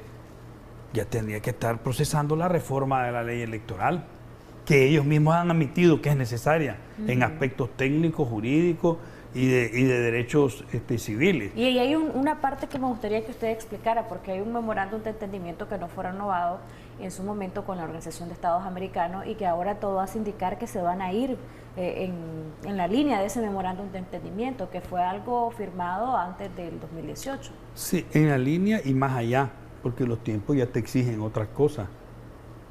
Ahora, o sea, tiene que ir obviamente más allá. que hay que actualizar que lo que es la garantía de un fiscal. Te va a hablar de un padrón electoral, cómo va a ser auditado ahora con las nuevas tecnologías. Te va a hablar de cómo vamos a trabajar ya con que no haya doble votación para las personas que pretendan hacerlo de cualquier partido político o grupo político que lo pretenda. O sea, hay cosas, la observación nacional e internacional. Esto no puede ir ya sin observación para legitimarla, pues no puede ir, pues sinceramente. Y esto está claro, el gobierno. Pero además de eso tenemos que ver que tiene que tener dos cosas paralelas. La primera de ellas es una reforma básica para que las reglas de juego se establezcan. La segunda es recomponer o elegir un Consejo Supremo Electoral. Un Consejo Supremo Electoral con sectores y actores importantes para darle legitimidad. Pero no es, como ayer yo señalaba en el programa de nuestro amigo Jaime Arellano, no es para que llegue a protestar o decir, esta es mi voz de denuncia, un magistrado, no.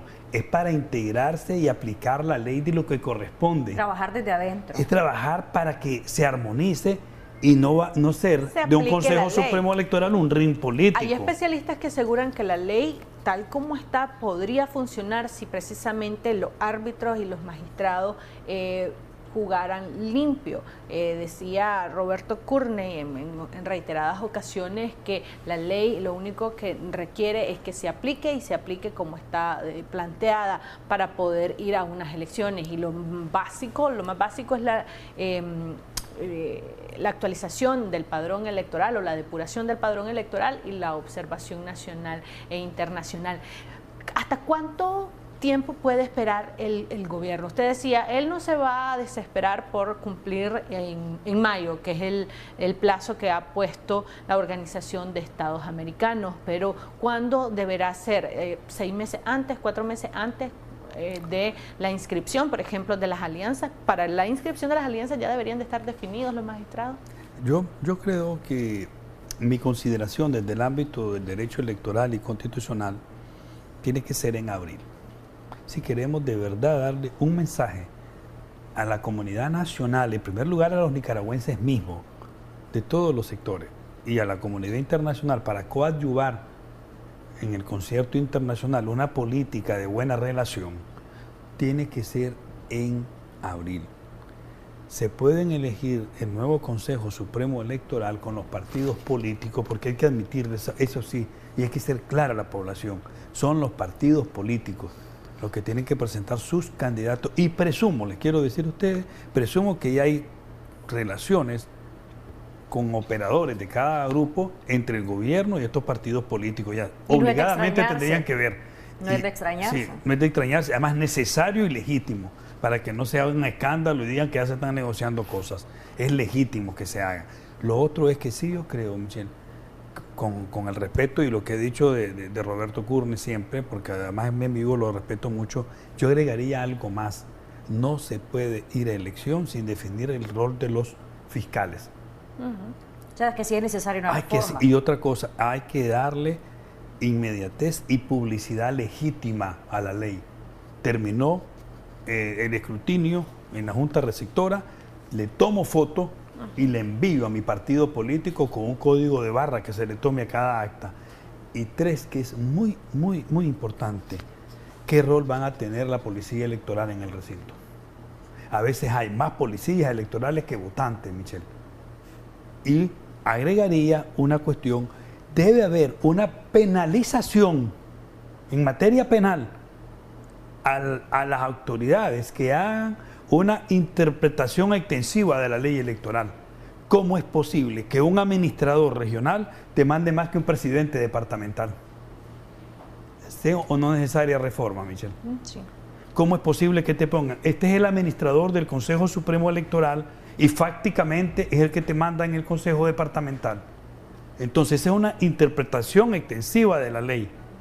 Y esto se lo expuse con mucho aprecio y cariño en su momento al presidente Roberto Rivas, ¿verdad? Que le decía yo que hay que hacer esfuerzo por algunas cosas y Roberto siempre muy amable y muy respetuoso, pues me escuchaba en estos temas. En el tema del proyecto de ley Renacer, ¿qué relevancia tiene esto? Nos preguntan si, por ejemplo, se va a suspender el CAFTA, si van a haber más sanciones individuales o si van a haber sanciones a instituciones o sanciones como país. Desmenuzando este proyecto de ley, ¿cómo se lo traducimos a la población nicaragüense? ¿Qué pueden esperar de este contexto? Bueno, en principio ustedes conocen mi posición. Yo creo que las sanciones no son las soluciones. Partiendo de ahí, ni sanciones personales ni institucionales. Y no lo digo con un simple discurso, es que no se ha demostrado que es servido. Dos, de todo podría haber sanciones, presiones y toda esta ley. Lo que Estados Unidos, y esto hay que estar claro, y la administración Biden no va a hacer es afectar el CAFTA. Hay muchísimas razones, pero las más primordiales, la primera es que hay una política de Estado en los Estados Unidos, y ahí se voy con lo que usted señalaba muy acertadamente, que está el Departamento de Estado, el Departamento del Tesoro, el Congreso, el Senado, etc. Cada quien dentro de un conjunto. Ese conjunto bipartidista es que hay una política de Estado de la inmigración y la inmigración a la vez. Entonces, no quieren, si ustedes se fijan, las presiones que ha hecho sobre corrupción a Honduras, Estados Unidos, ¿qué hace Honduras? Le manda 5.000 personas. Como dice, aquí te las mando, pues en respuesta. Entonces, ellos tienen un muro de contención también de inmigrantes ilegales. Entonces, es una política norteamericana que no la puede admitir ninguno de sus pilares fundamentales institucionales. En este caso, si quiebran el CAFTA, que es importante para Nicaragua, pero no es el universo, pero es importante, esto hay que verlo. Dos, porque la economía deteriorada de Nicaragua, y es por eso hemos insistido que independientemente de los temas políticos, la economía tiene que ser la economía, la niña de nuestros ojos en el país. ¿Cuánto Nicaragua produjo el año pasado? ¿Cuánto? Más de 3.000 millones de dólares. Estamos todavía produciendo nuestro propio café y exportamos. Tenemos el 80% del arroz de consumo local en Nicaragua y solo exportamos el 50%. Tenemos los perecederos que los consumimos. El oro sigue manteniéndose. Entonces, y la maquila y otras cuestiones de zona franca son parte del negocio con Estados Unidos que mantienen a la población todavía. Es más, la masa laboral, el PEA en Nicaragua se está manteniendo más en las regiones que en las ciudades que hay más desempleo. Pero de ahí entonces,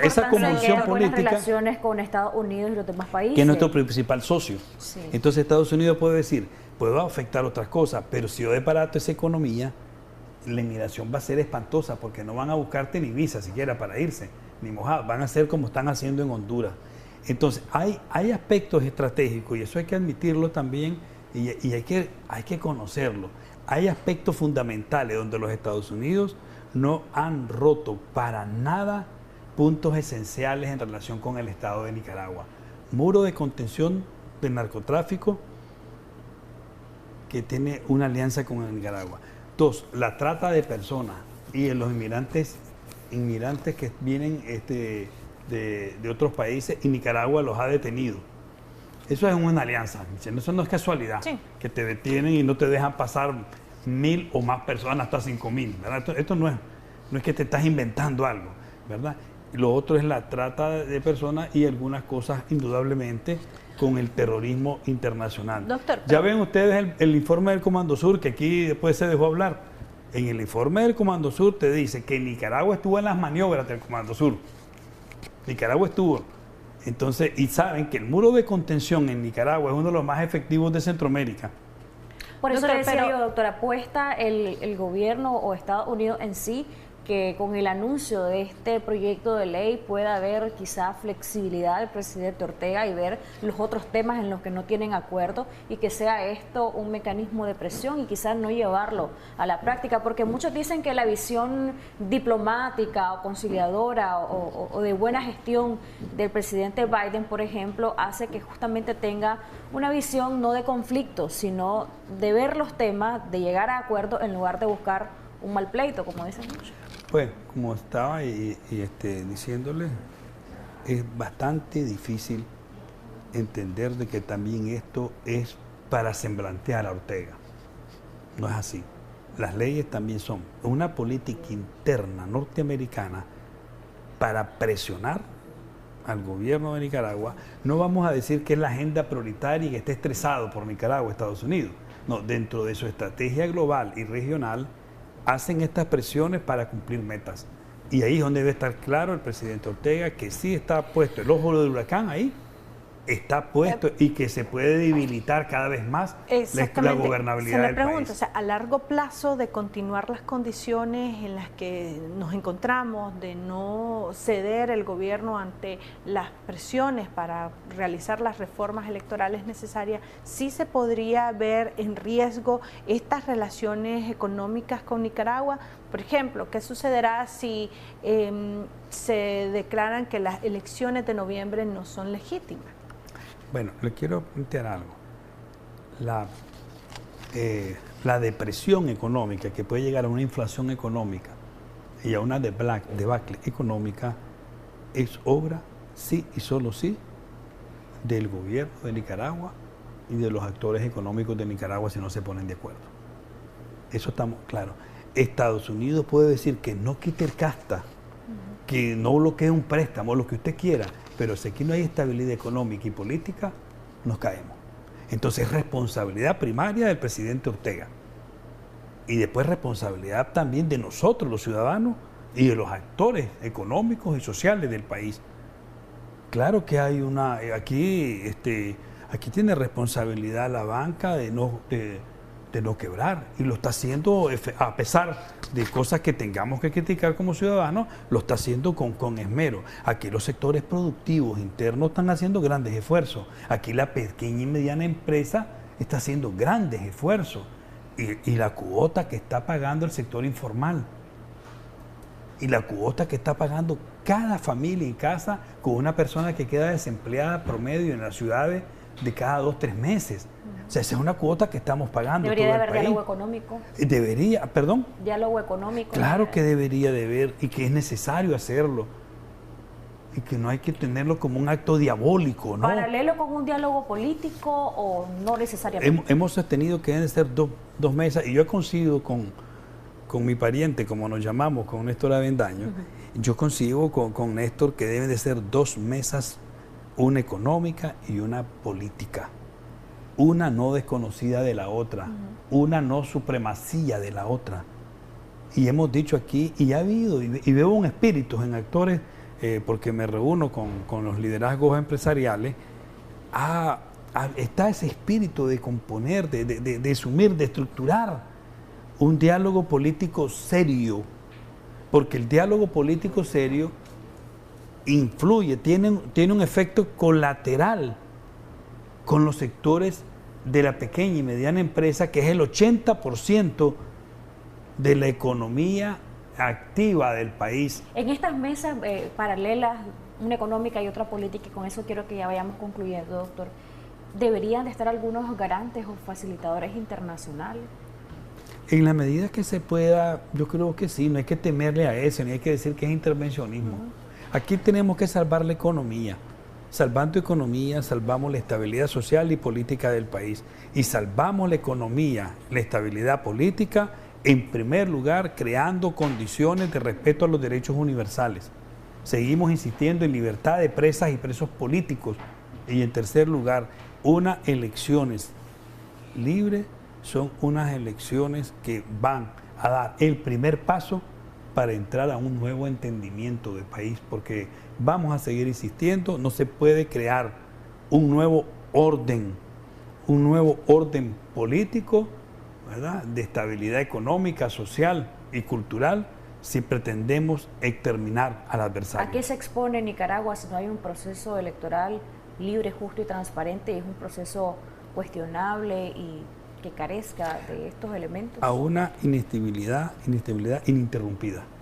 Tenemos clarísimo eso. No se va a lograr, gane quien gane, no se va a lograr una estabilidad, sino un gran acuerdo nacional. Y si no comenzamos con la filosofía en este país, que la solución somos todos. Gracias, doctora Avendaño, por habernos acompañado y le deseamos que disfrute estos siguientes días de la Semana Mayor. Gracias a ustedes también, muy amable. Muchísimas gracias. Vamos a hacer una pausa comercial, ya regresamos con mucho más.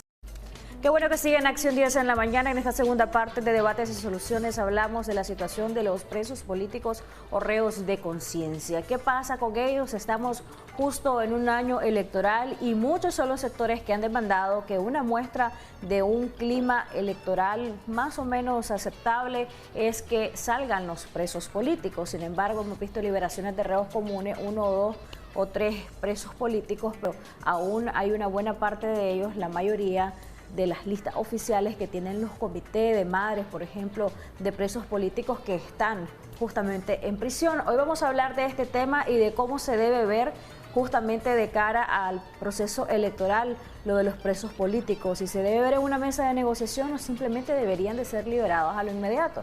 Ya nos acompaña nuestra invitada, Jimmy. Así es, Jocelyn, nos acompaña Yunarqui Martínez, ella es defensora de derechos humanos y precisamente vamos a hablar sobre este tema que comentaba Jocelyn, la situación de los presos políticos. Según el Comité Interamericano de Derechos Humanos en Nicaragua existen de 2018 hasta la fecha alrededor de 115 presos políticos aún en prisión, que el gobierno aún no ha permitido la libertad de ellos, pese a la presión internacional que ha tenido y a la presión nacional. Muchas gracias, Yunarqui, por acompañarnos acá y muy buenos días. Gracias a ustedes por siempre estar visibilizando el trabajo de los defensores de derechos humanos y la situación actual de los presos y presas políticas de Nicaragua. Como asesora del Comité de Madres de Presos Políticos, ¿cuál es la situación de aquellos con los que tiene más cercanía Yunarqui y este comité? ¿Hay condiciones adecuadas en las que están en los penales? ¿Hay desesperanza de parte de las madres y padres de familia de estas personas? ¿Y qué se debería de hacer? Porque hablábamos antes de entrar al aire que la percepción que existe es que prácticamente pues no se ha ejercido presión, o si se ha ejercido no ha sido efectiva hasta ahora. ¿Hay algún mecanismo internacional a través del cual se pueda aliviar este problema que muchos lo ven como una impunidad? Pues a la verdad, los más de 120 presos y presas políticas que están en los diferentes centros de detención del país, la situación de ellos no ha cambiado. Siempre hay falta de acceso a derechos fundamentales como el derecho a la salud, el derecho a la alimentación, en la no tortura. Siempre se está implementando la tortura, ya sea psicológica o física, en los diferentes centros de detención. Y sí, ciertamente hay una preocupación de los familiares, y la preocupación es porque se ha desviado un poco la atención y que ya no son tan mencionados los presos políticos actuales como lo era cuando estaban diferentes líderes en el 2018. Algo que nosotros hemos venido tratando de visibilizar, porque quizás vos en la población le preguntás ahora mismo quién es Edgar Lacayo, quién es Jaime Navarrete, quién es Carlos Bonilla. Entonces ellos son excarcelados. Los excarcelados son muy reconocidos, pero aquellos que son detenidos por primera vez, la población no los conoce, no saben que eran médicos, no saben que tenían una historia y que tienen una familia y que están dentro de los diferentes centros de detención bajo tortura, bajo acusaciones falsas. Y sí, ciertamente nosotros los defensores de derechos humanos en todo momento hemos tratado de visibilizarlos, pero sí hay una falta de empatía. Y eso no está lejos de la realidad, una falta de empatía, y hay una atención actualmente en otro tipo de situaciones del país y no ciertamente por los inocentes, que obviamente nosotros pues siempre documentamos y mandamos a los diferentes organismos internacionales todas las barbaridades que sufren los presos políticos dentro de los centros de detención. Yunarqui, se van a cumplir casi prácticamente 3 años de las protestas de abril de 2018 y que estos presos políticos fueron detenidos por el gobierno. ¿Cuáles son las condiciones actuales que ellos se encuentran? Ustedes han logrado, como defensores de derechos humanos, constatar las condiciones que ellos están en estas cárceles, en los sistemas penitenciarios. ¿El estado de salud cuál es? Mira, el acceso al defensor de derechos humanos es un acceso limitado. Nosotros accedemos a los privados de libertad o presos de conciencia en sala, y a medida de que los días pasan, cuando no los podemos ver en sala, pues los familiares son los que nos informan de paso a paso cómo están las violaciones de derechos humanos. Dentro de los penales y dentro de la Dirección de Auxilio Judicial, pues continúan las violaciones, como te decía.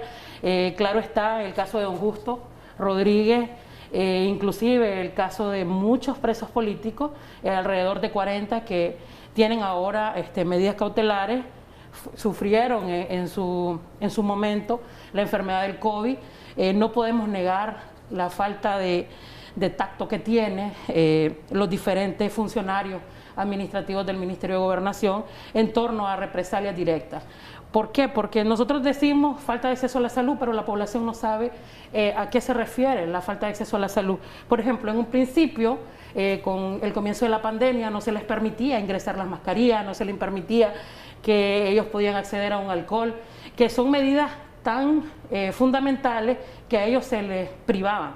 Inclusive, en muchas ocasiones, por ejemplo, en el caso de don Justo, tuvo casi 4 meses sin ver a su familiar. Y al momento de que él es trasladado con el derrame cerebral, pues obviamente eso ya fue un colapso.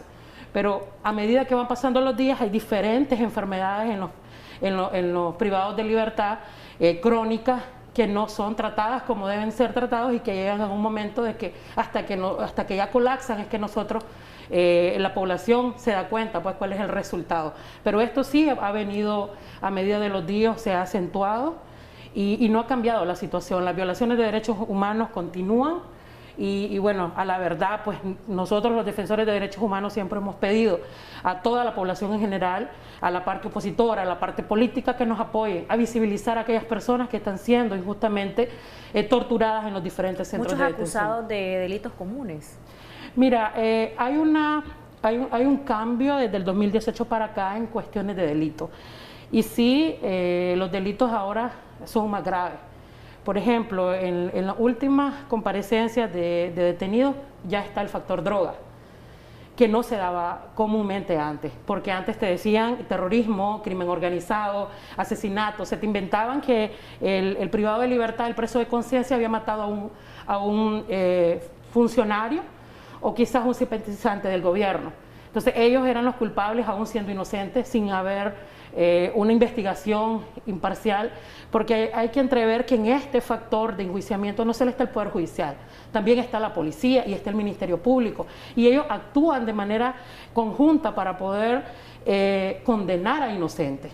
Entonces esto no ha cambiado, la situación persiste, y sin embargo, como te dije anteriormente, nosotros siempre hemos tratado de interpelar a aquellas personas que inciden, a los políticos que están optando a cualquier cargo público, a que nos ayuden, porque no podemos utilizar a los presos políticos nada más como un discurso elegante, sino que también tratar de hacer algo por ellos. Y obviamente, pues nosotros como defensores estamos constantemente a la par del familiar y demás. Las violaciones de derechos humanos son evidentes. Yunarqui, ¿de qué manera han visibilizado esas arbitrariedades que han cometido tanto el Ministerio Público, la Policía Nacional y otras entidades que están vinculadas con los presos políticos? A nivel nacional e internacional, ¿hay respuesta, hay respaldo para que verdaderamente en Nicaragua se haga justicia con los presos políticos? Pues ciertamente te voy a decir que justicia en Nicaragua no existe. Eso está lejos, eso es una utopía aquí en Nicaragua. Pero sí nosotros, nuestra arma es la denuncia y la documentación de cada expediente. Evidentemente, cuando vos miras informes internacionales, es del arduo trabajo que hacemos un sinnúmero de defensores de derechos humanos, de activistas, inclusive el mismo familiar que pierde el miedo y le da la facultad de poder llegar y trasladarse más allá de la frontera. Y en esto quiero hacer hincapié que también no solo el trabajo interno, sino también el trabajo que están haciendo las diferentes diásporas, el trabajo que hacen los activistas políticos, el trabajo que hacen los activistas de derechos humanos, que traspasan fronteras, porque igual en Nicaragua, vos sabés que no tenemos mucho nosotros como expresarnos, y igual pues un día atrás a mí me quisieron detener. Y sin embargo, pues nosotros debemos de reconocer que en este trabajo de visibilización y de denuncia todos sumamos. Y como te dije, sí, la denuncia tiene resultado y el resultado de ello son las sanciones. Y como lo decía yo anteriormente a una persona que me preguntaba las sanciones, que si estábamos de acuerdo nosotros, los defensores de derechos humanos, con las sanciones, y pues nosotros le expresábamos que las sanciones prácticamente es un resultado de la violación de derechos humanos, un resultado de los informes de los diferentes defensores de derechos humanos, y por eso, valga la redundancia, es que somos fuertemente atacados. Yunarqui, ¿qué esperan ahora de los precandidatos que aspiran a la presidencia presidencial? Vemos que han bajado el tono de demanda de liberación de presos políticos, algunos que están tomando distancia. ¿Ustedes qué esperan? Mira, siempre hemos exigido que cualquier persona que ostente un cargo público, y más para que sea un país en democracia, que vayamos a ese impasse tan importante para que se respeten los derechos humanos, debe de ser una persona que no tan solo utilice el discurso elegante del preso político, sino que también nos ayude a impulsar una verdadera justicia, una verdadera liberación. Con tu pregunta que me hacías, si nosotros pues estábamos de acuerdo, pues nosotros no estamos en ningún tipo de desacuerdo con ningún grupo de oposición, pero sí que recuerden que la lucha nació de una inconformidad social de la juventud. Que la juventud acá en Nicaragua, cuando empezó, fue los primeros que salieron a las calles a tratar de que se respetaran los derechos humanos, a tratar de decirle al gobierno, mira que estás haciendo algo en contra de la seguridad social, y que ahora ese grito de abril, esa secuencia de violaciones de derechos humanos y de la denuncia, ahora no la pueden ejercer los jóvenes porque son encarcelados, porque son torturados, pero que no olviden de que la naturaleza de todo este esquema se dio porque el pueblo se unió. ¿Tienen que ser más los precandidatos por los presos políticos? Creo los grupos de oposición? Nosotros tenemos mucho que pedirle, ellos tienen mucho que de deberles a los presos políticos, y no es porque ellos tengan la culpa. Tengo que aclarar algo: el opositor, el que ostenta a un cargo público, no es culpable de que los presos estén, el culpable de que estén detenidos es Daniel Ortega. El principal violador de derechos humanos es el presidente de esta nación. Igual a los diferentes entes administrativos que ejercen leyes en contra de inocentes.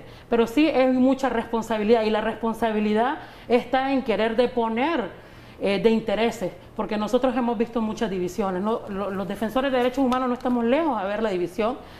Y siempre le hemos dicho y siempre hemos expresado de que necesitamos de que diferentes sectores depongan intereses personales y nos ayuden. Para concluir, Yunarqui, ¿debe de ser visto el tema de los presos políticos en una mesa de negociación? Algunos dicen como fichas de canje o de negociación, o más bien la exigencia en todo caso es que sean puestos en libertad y no sean vistos como fichas de negociación. Es que nunca debieron y nunca deberían de ser fichas de negociación, porque acordate que son inocentes. Entonces, si queremos nosotros dar hincapié, si el gobierno quiere tener voluntad política y expresarle a la ciudadanía, lo primero que tiene que hacer es el respeto al derecho humano, el respeto al debido proceso, y con ello la liberación total de toda persona que está privada de su libertad, porque privado de libertad no es solo estar en los diferentes centros de detención. Los excarcelados hoy en día están presos en su propia casa. Entonces, si vamos a hablar de liberación, que cumplan con los mecanismos de liberación completos, no con mecanismos a medias ni con leyes de amnistía, como la ley de amnistía, que tenía como ciertas condiciones, y dentro de las condiciones que los jóvenes o los opositores no volvieran a protestar ni a expresar lo que sentían, cosa que va en contra de la Constitución. A nivel internacional, ¿pueden hacer algo los organismos internacionales en materia de derechos humanos o alguna corte internacional para ver este tema?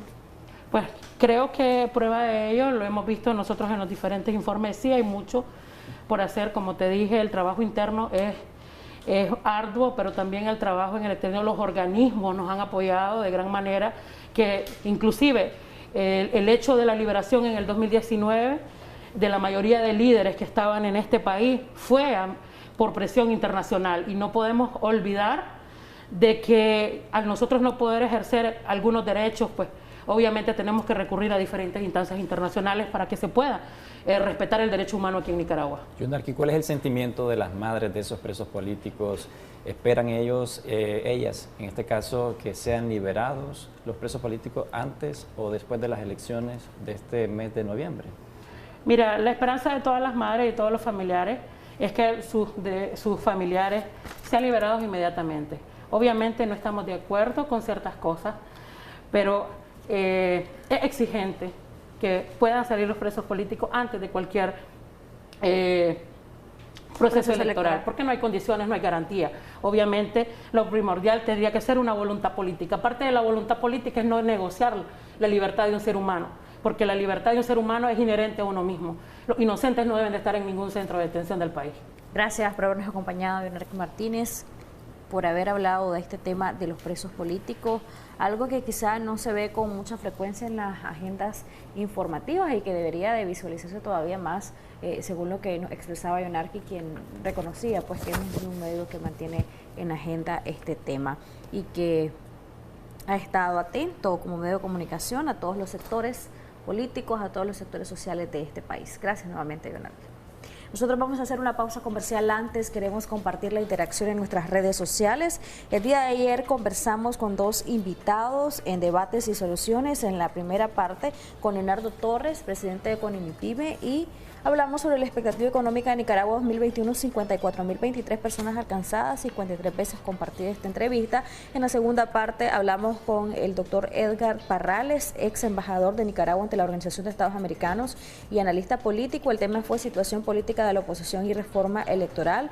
Un total de 43.346 personas alcanzadas esta entrevista y fue compartida en 16 oportunidades. Pausa comercial, regresamos con más en instantes.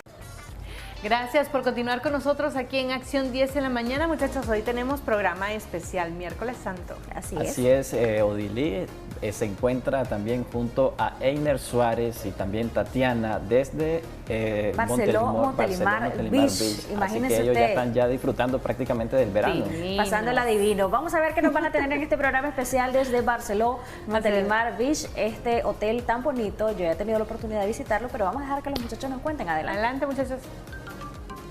Muchas gracias, muchachos, muchachas, ¿qué tal están pasando por allá? Nosotros le estamos pasando de lujo desde el Hotel Barceló Montelimar, disfrutando esta Semana Santa y compartiendo con toda nuestra gente. Tatiana Artiles, guapísima, mire qué belleza. Odilí Vargas, buenos días. Hola, Einer. Guapísima como siempre, ¿ah? Gracias, Einer. Gracias, amigos y amigas televidentes. Hoy tendremos un programa junto a los muchachos ahí en estudio. No pudieron venir ni modo, Einer. Bueno, nos toca celebrar doble por ellos. Bueno, recuerden que hoy en defensa de los consumidores es un tema muy importante. Cómo especulan también algunos precios, tanto en productos como en algunos centros turísticos del país, con precios justificados o no.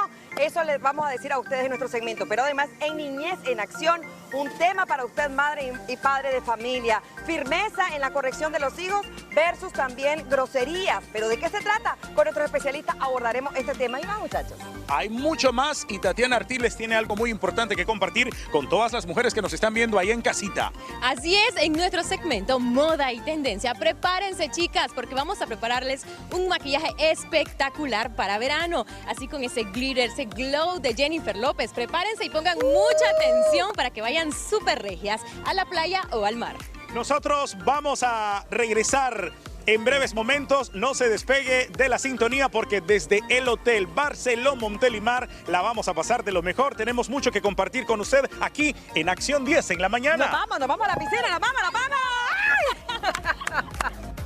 Cuidado, se caen, muchachos. Bueno, excelente programación el día de hoy. ¿Qué más tenemos, Jocelyn? Bueno, les cuento, muchachos, que a ustedes les gusta el almíbar. Claro, yo ya la he degustado.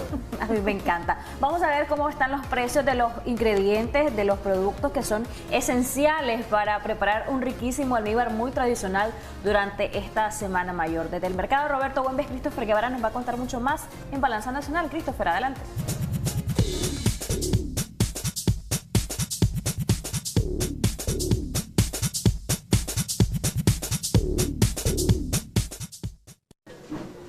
Así es, muchachos, ¿qué tal? Es un gusto saludarles a esta hora de la mañana. Déjenme les comento que me encuentro desde el mercado Roberto Güemes, precisamente para que usted, amigo televidente, conozca acerca de los productos que necesita para la elaboración del riquísimo almíbar, este platillo gastronómico representativo de la gastronomía de nuestro país. Para eso me encuentro con esta comerciante de este puesto que ofrece los productos necesarios. Regálame tu nombre. Paola Saraí López. Paola, comentame acerca de los productos que ofreces en tu tramo que la población necesita para la elaboración de este almíbar. Pues tiene que ser favorable. El dulce vale 50.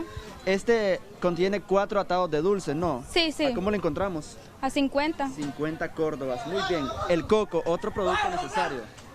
Hay de 20, de 25, de 30, Por 40. ejemplo, ¿a cómo lo encontramos? Este vale 30. Muy bien. Tenemos lo que es el mango también, Paola. Sí. A 25 la docena, 20 la bolsa. Esta bolsa, 20 córdobas. Sí. Ok, muy bien. Tenemos el cocotito ahí. A 20. Muy bien. Sí.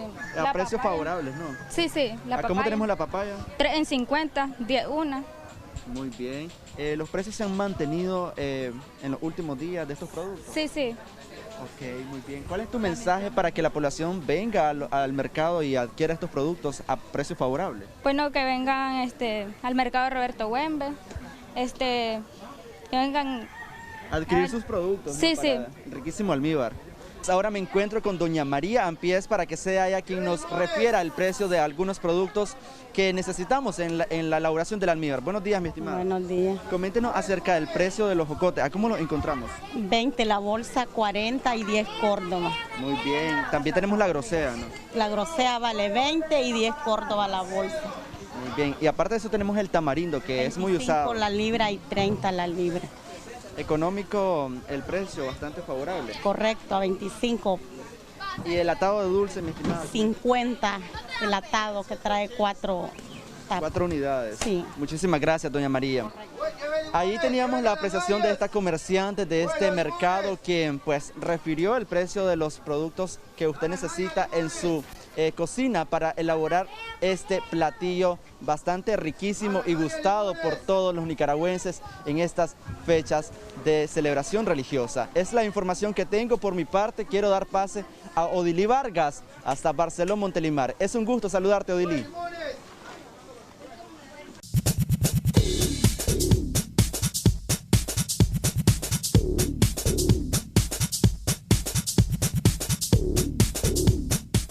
Cada miércoles, Acción 10 en la mañana, debate, orienta, denuncia.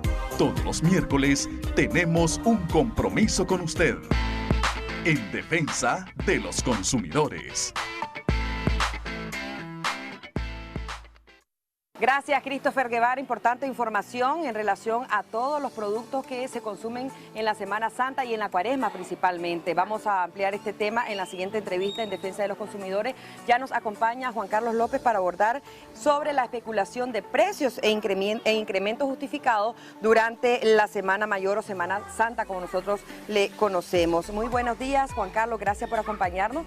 Es importante también saber que la economía está tratando siempre de despegar, por decirlo así. Tanto el sector turístico como nuestros consumidores están tratando de aportar a eso y de apostar también a lo que es el turismo nacional. Contanos un poquito de esto.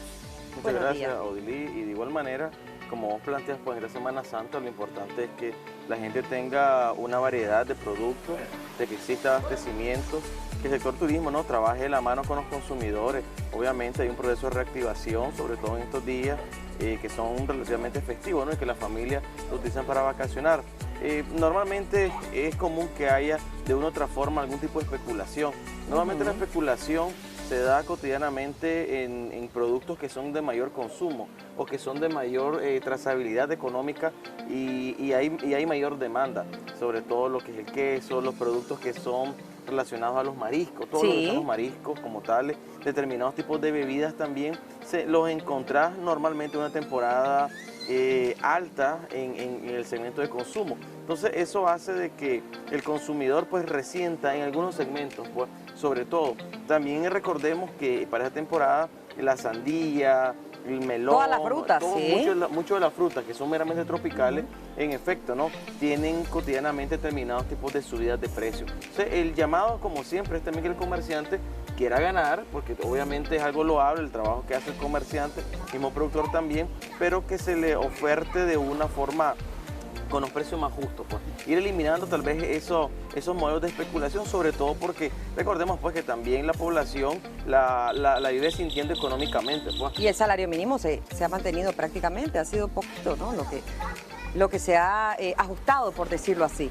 Sí, de hecho, recordemos que estas salidas que normalmente las familias nicaragüenses tienen es para pasarlo, valga decirlo, en familia, para poder invertir, o inclusive hay gente que se enjarana un poco para poder salir. Obviamente después de la Semana Santa, recordemos de que ya la vida cotidiana pues debe continuar, pero claro, lo importante es aportar en ambos facetas. Primeramente, el consumidor, porque obviamente está pagando, es trabajador.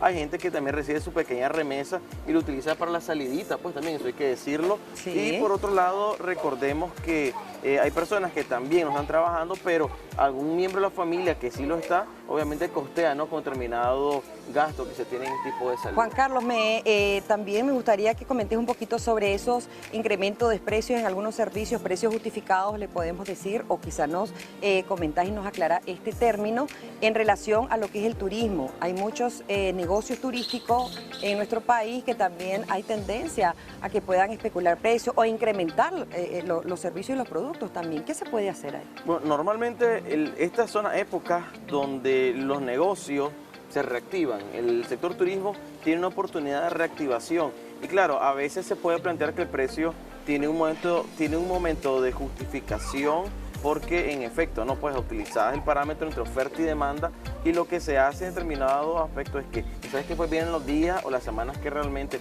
pasando verano específicamente son como periodo muerto. Así es. Y entonces normalmente hay un aumento del costo de los servicios. Lo que sí hay que recordarle, bueno, establecimientos, restaurantes, los bares inclusive, sobre todo dos previsiones que ahí te establece. Pues uno, establecer lo que es el tema de la propina, que venga bien digregado, pues que venga muy aparte el tema de la propina voluntaria, si en verdad el jefe de servicio, el mesero, como queramos llamarle, en efecto nos atendió bien, si nos sentimos bien atendidos. Pero debe venir bien digregado, pues debe venir por aparte el tema de la propina, pues, y obviamente se entiende que es voluntario. Primer punto. Y segundo, en muchos establecimientos lo recomendable, y la ley lo prohíbe, y eso, ojo a los negocios, restaurantes, es que el tema de sobreetiquetar en los menús no es adecuado, pues también. O sea, la ley tiene un modelo taxativo y el Instituto de Turismo también sanciona, por así decirlo, si hay queja al consumidor en los casos de que esté sobreetiquetando los precios, pues. Es decir, que en el menú nosotros vemos unos precios que están tapados con otros precios, para que entendamos un poquito sobre sobre etiquetar, ¿verdad? Y los precios, lógicamente, están alterados. Yo digo que es importante que todo el sector turístico y los empresarios turísticos tengan esa opción, ¿verdad?, de aprovechar esta Semana Santa, pero debe ser una ayuda mutua. Vos brindas un servicio, ofreces ese servicio, y también viene el turista nacional y el turista extranjero, y es como una combinación de apoyo en ese sentido. Sí, normalmente pues casi siempre se denota que a veces el turismo extranjero es el que se le da al menos un toque de prioridad en determinados segmentos, pero también recordemos que el turista nacional obviamente representa un empuje económico, te puedo decir, mayor del 35%. Entonces eso representa una bienandancia y transacciones económicas, sobre todo en segmentos que en muchas ocasiones tampoco son grabados algunos platos con el impuesto agregado. Entonces, en ese sentido, se tiene un beneficio, sobre todo para que el consumidor pueda ostentar a determinados productos con una salvedad económica. Entonces, sobre esa circunstancia, lo más importante es que el sector turismo, los hoteles, los restaurantes, como te decía, los bares como tales, realmente tenga un punto de equilibrio donde el consumidor también puede seguir beneficiado, pues, porque recordemos que aquí, en estos días de Semana Santa, normalmente son las familias pues, que salen a vacacionar, los hijos, y obviamente recordemos pues que todos los productos normalmente están caros, pero recordemos también que hay personas, o hay consumidores, hay usuarios, familias que deciden no salir también. Sí, porque la situación de COVID todavía está latente, hay que tener mucha precaución, hay que mantener siempre las medidas de prevención en relación a esto, y algunos negocios también lo hacen. Hemos visto igual acá en Barceló, Montelimar, tienen todas las medidas de precaución y de prevención ante COVID-19, y en base a eso también hay que apelar a mantener los precios durante todo el año independientemente a la temporada. Sí, como te decía, de repente hay personas que también deciden no salir y como te decía, de igual manera, más allá del tema del cuidado, del uso, de los parámetros normas de higiene, en efecto también está el tema de la compra, porque también van a los mercados, van a los supermercados, o de repente hay un turismo más local, van al barcito de un amigo, salen un ratito en la noche, por ahí hay determinados sitios campestres muy cercanos al lugar donde las personas viven, inclusive internamente en Managua o en los departamentos internamente hay sitios turísticos muy bonitos de hecho, y lo que hace también el turista es que internamente van y de manera específica, pues obviamente el objetivo está que el sector privado, el sector relacionado al sector turismo, realmente pueda ponderar mejor el tema de los precios, que es un tema muy delicado sobre todo. Muchísimas gracias, Juan Carlos. Yo creo que es un importante tema para nuestros amigos y amigas televidentes que han decidido pues salir o que van a decidir salir con la familia en esta Semana Santa, Semana Mayor. Siempre también es importante hacer una consulta de precios previa. Sí, es necesario hacer, pero más el tema de la consulta previa, uno puede más o menos tener una tendencia. Lo importante es que el consumidor, la familia, haga un presupuesto, pues sobre todo, haga un presupuesto de la hegemonía de los gastos que va a tener en estos días, pues sobre todo. Pues, recordemos de que en muchas ocasiones la familia sale, pues lleva una cantidad de dinero, pero en su momento sabe que hay que regresar y el día de mañana obviamente la vida tiene que continuar. Entonces lo importante es vincular, hacer una valoración de precios, como vos decías, Odili, si van a ir a un lugar, hoy en día el Facebook, las redes sociales, el internet como tal, te da información de lugares donde puedes obviamente cotizar los precios si te vas a hospedar o no. Entonces, eso es lo más importante, y aprovechar promociones, pues, sobre todo, por ejemplo, aquí en Barceló Montelimar, porque tiene promociones en esta época. En toda la Semana Mayor. Bueno, también, antes de irnos, es importante reconocer la parte del sector transporte. No hay ninguna de ustedes que hacen esos estudios y hacen esas valoraciones, no hay ninguna orientación circular que diga que se va a incrementar el precio de los pasajes. No, absolutamente. Por el momento no hay ninguno. Si hay, normalmente están, esperémoslo, como siempre, los muchachos del MTI, como decimos, Ojo al Cristo, y recordemos pues que también benefician los lugares balnearios, que muchos de los lugares pues también tienen entrada relativamente gratis para los consumidores veraneantes. Como no, muchísimas gracias, Juan Carlos López, por acompañarnos siempre y darnos esos temas importantes en defensa de los consumidores. Hacemos una breve pausa comercial y enseguida regresamos. Gracias, Odili. Les cuento que yo estoy desde el restaurante Océano y hoy el chef Juan Carlos nos va a enseñar esa parrillada espectacular que va a preparar para nosotros. ¿Qué tal, chef? ¿Cómo está? Buenos días. ¿Bien y usted? Muy bien, contentísima, porque quiero que nos cuente cuáles son esos platillos espectaculares que va a preparar el restaurante Océano para esta Semana Santa. Bueno, para esta Semana Santa tenemos lo que son parrilladas del mar, langosta a la plancha, al ajillo, camarón empanizado, filete de pescado, una salsa de limón. ¡Qué rico! Y, bueno, hay diferentes platos que podemos ofrecer para la Semana Santa y bueno, lo esperamos y a disfrutar de las vacaciones. La Semana Santa, las vacaciones. Además tenemos lo que es de entrada, tenemos ceviche de pescado. ¡Qué rico! Ceviche mixto. Así se va a recibir a las personas que vengan al restaurante. Claro, también tenemos lo que es cóctel de camarón y bueno, distintos platos. De marisco, porque la especialidad del restaurante Océano son los mariscos, pero también, señores, hay diversidad para todos los gustos. ¿Qué más preparan aparte de marisco todos los días en el restaurante? Tenemos diferentes tipos de carne, lo que es cerdo, pollo, res y pescado, pues para que disgusten y se vayan complacidos con el servicio. Y cuénteme un poquito, para todas esas personas que le encantan los dulces, ¿qué se va a preparar para esta Semana Santa en tipos de postres que son alusivos, por supuesto, a la temporada de verano? Bueno, para la temporada de verano tenemos lo que es ayote en miel,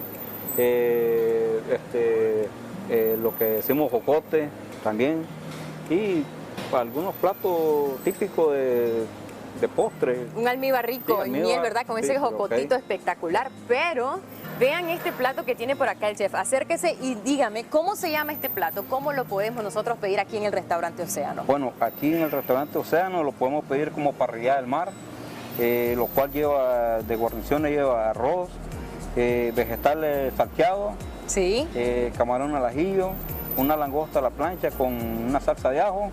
¡Qué rico! Y un limoncito ahí, el ácido que le da el toque a los mariscos, ¿verdad que sí? Sí, y su decoracióncita de tomate que no puede faltar. La decoración espectacular. Sí, sí. Bueno, si nosotros venimos en pareja, estamos de luna de miel y queremos aprovechar la Semana Santa también para venir aquí a Barceló Montelimar, coménteme si usted viene aquí en una pareja y le dice que quiere preparar, chef, un platillo especial. ¿Cómo es el procedimiento para que esa pareja venga y prepare ese platillo? Bueno, más que todo, se lo podemos preparar aquí, ese plato especial, pero sí tiene que avisar con tiempo, ¿verdad? Porque si es algo elaborado, me comentaba usted, tiene que tener usted ya todos los ingredientes para que se pueda hacer de una manera muy buena y lo pueda disfrutar en pareja. Sí, sí, así es, y bueno, se lo preparamos todo y cuando tengamos el ingrediente principal, ¿no? Así es, vean qué delicia, yo lo voy a probar ya dentro de poco. Y nosotros, señores, vamos a despedir este segmento, por supuesto, con un toque de sabor desde el estudio. Así que adelante con la nota musical.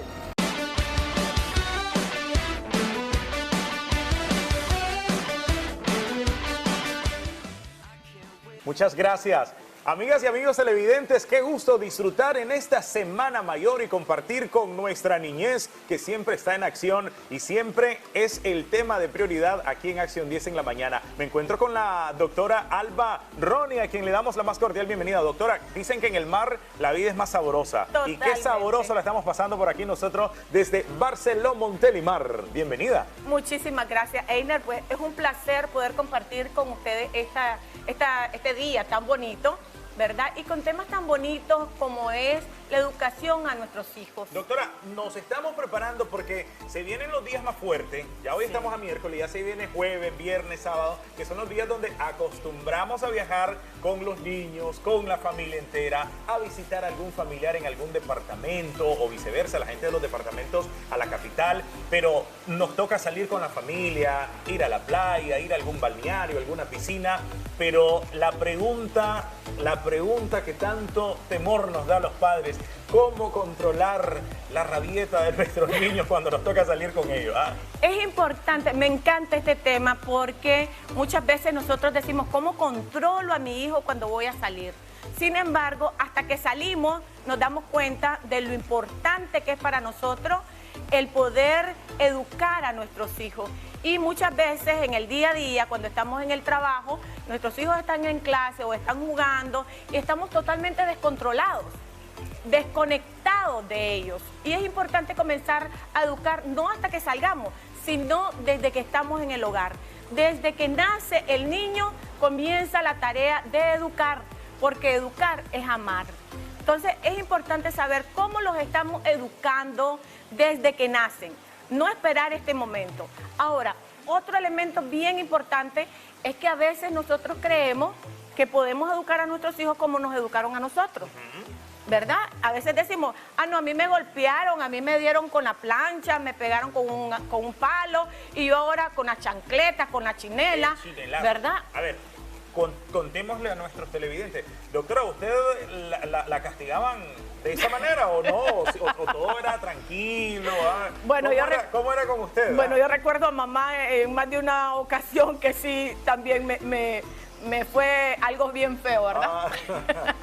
Pero bueno, ahora tenemos que partir de esta nueva mentalidad y decir que el castigo físico hacia nuestros hijos es violencia. No podemos castigar con golpes porque el golpe no es amor.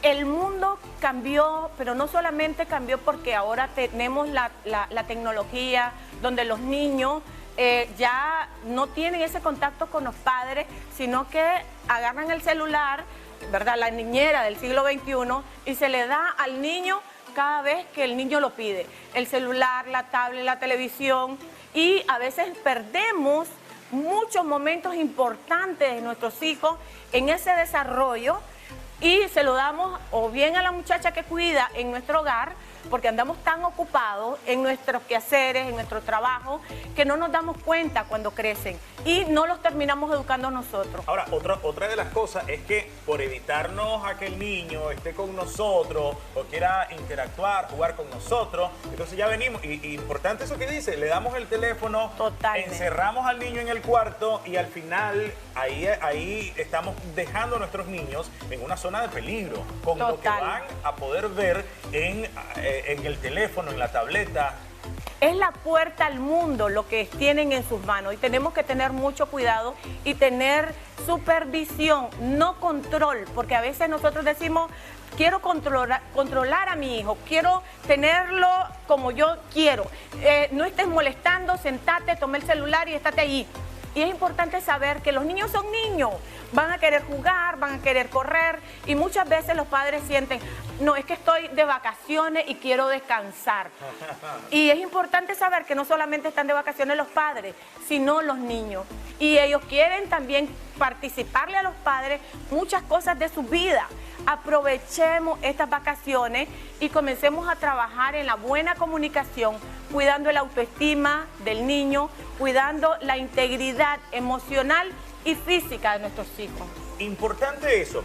Vamos a la temporada en estos próximos días, es más, desde esta semana, donde comenzamos a viajar con los niños, a visitar a la familia que tenemos años de no verla. Sí. Y a veces queremos obligar a nuestros niños a que vayan a visitar o a que vayan a saludar al tío, a la tía, y lo obligamos, ya sabe cómo lo tiene que saludar, le tiene que dar un abrazo, le tiene que dar un beso.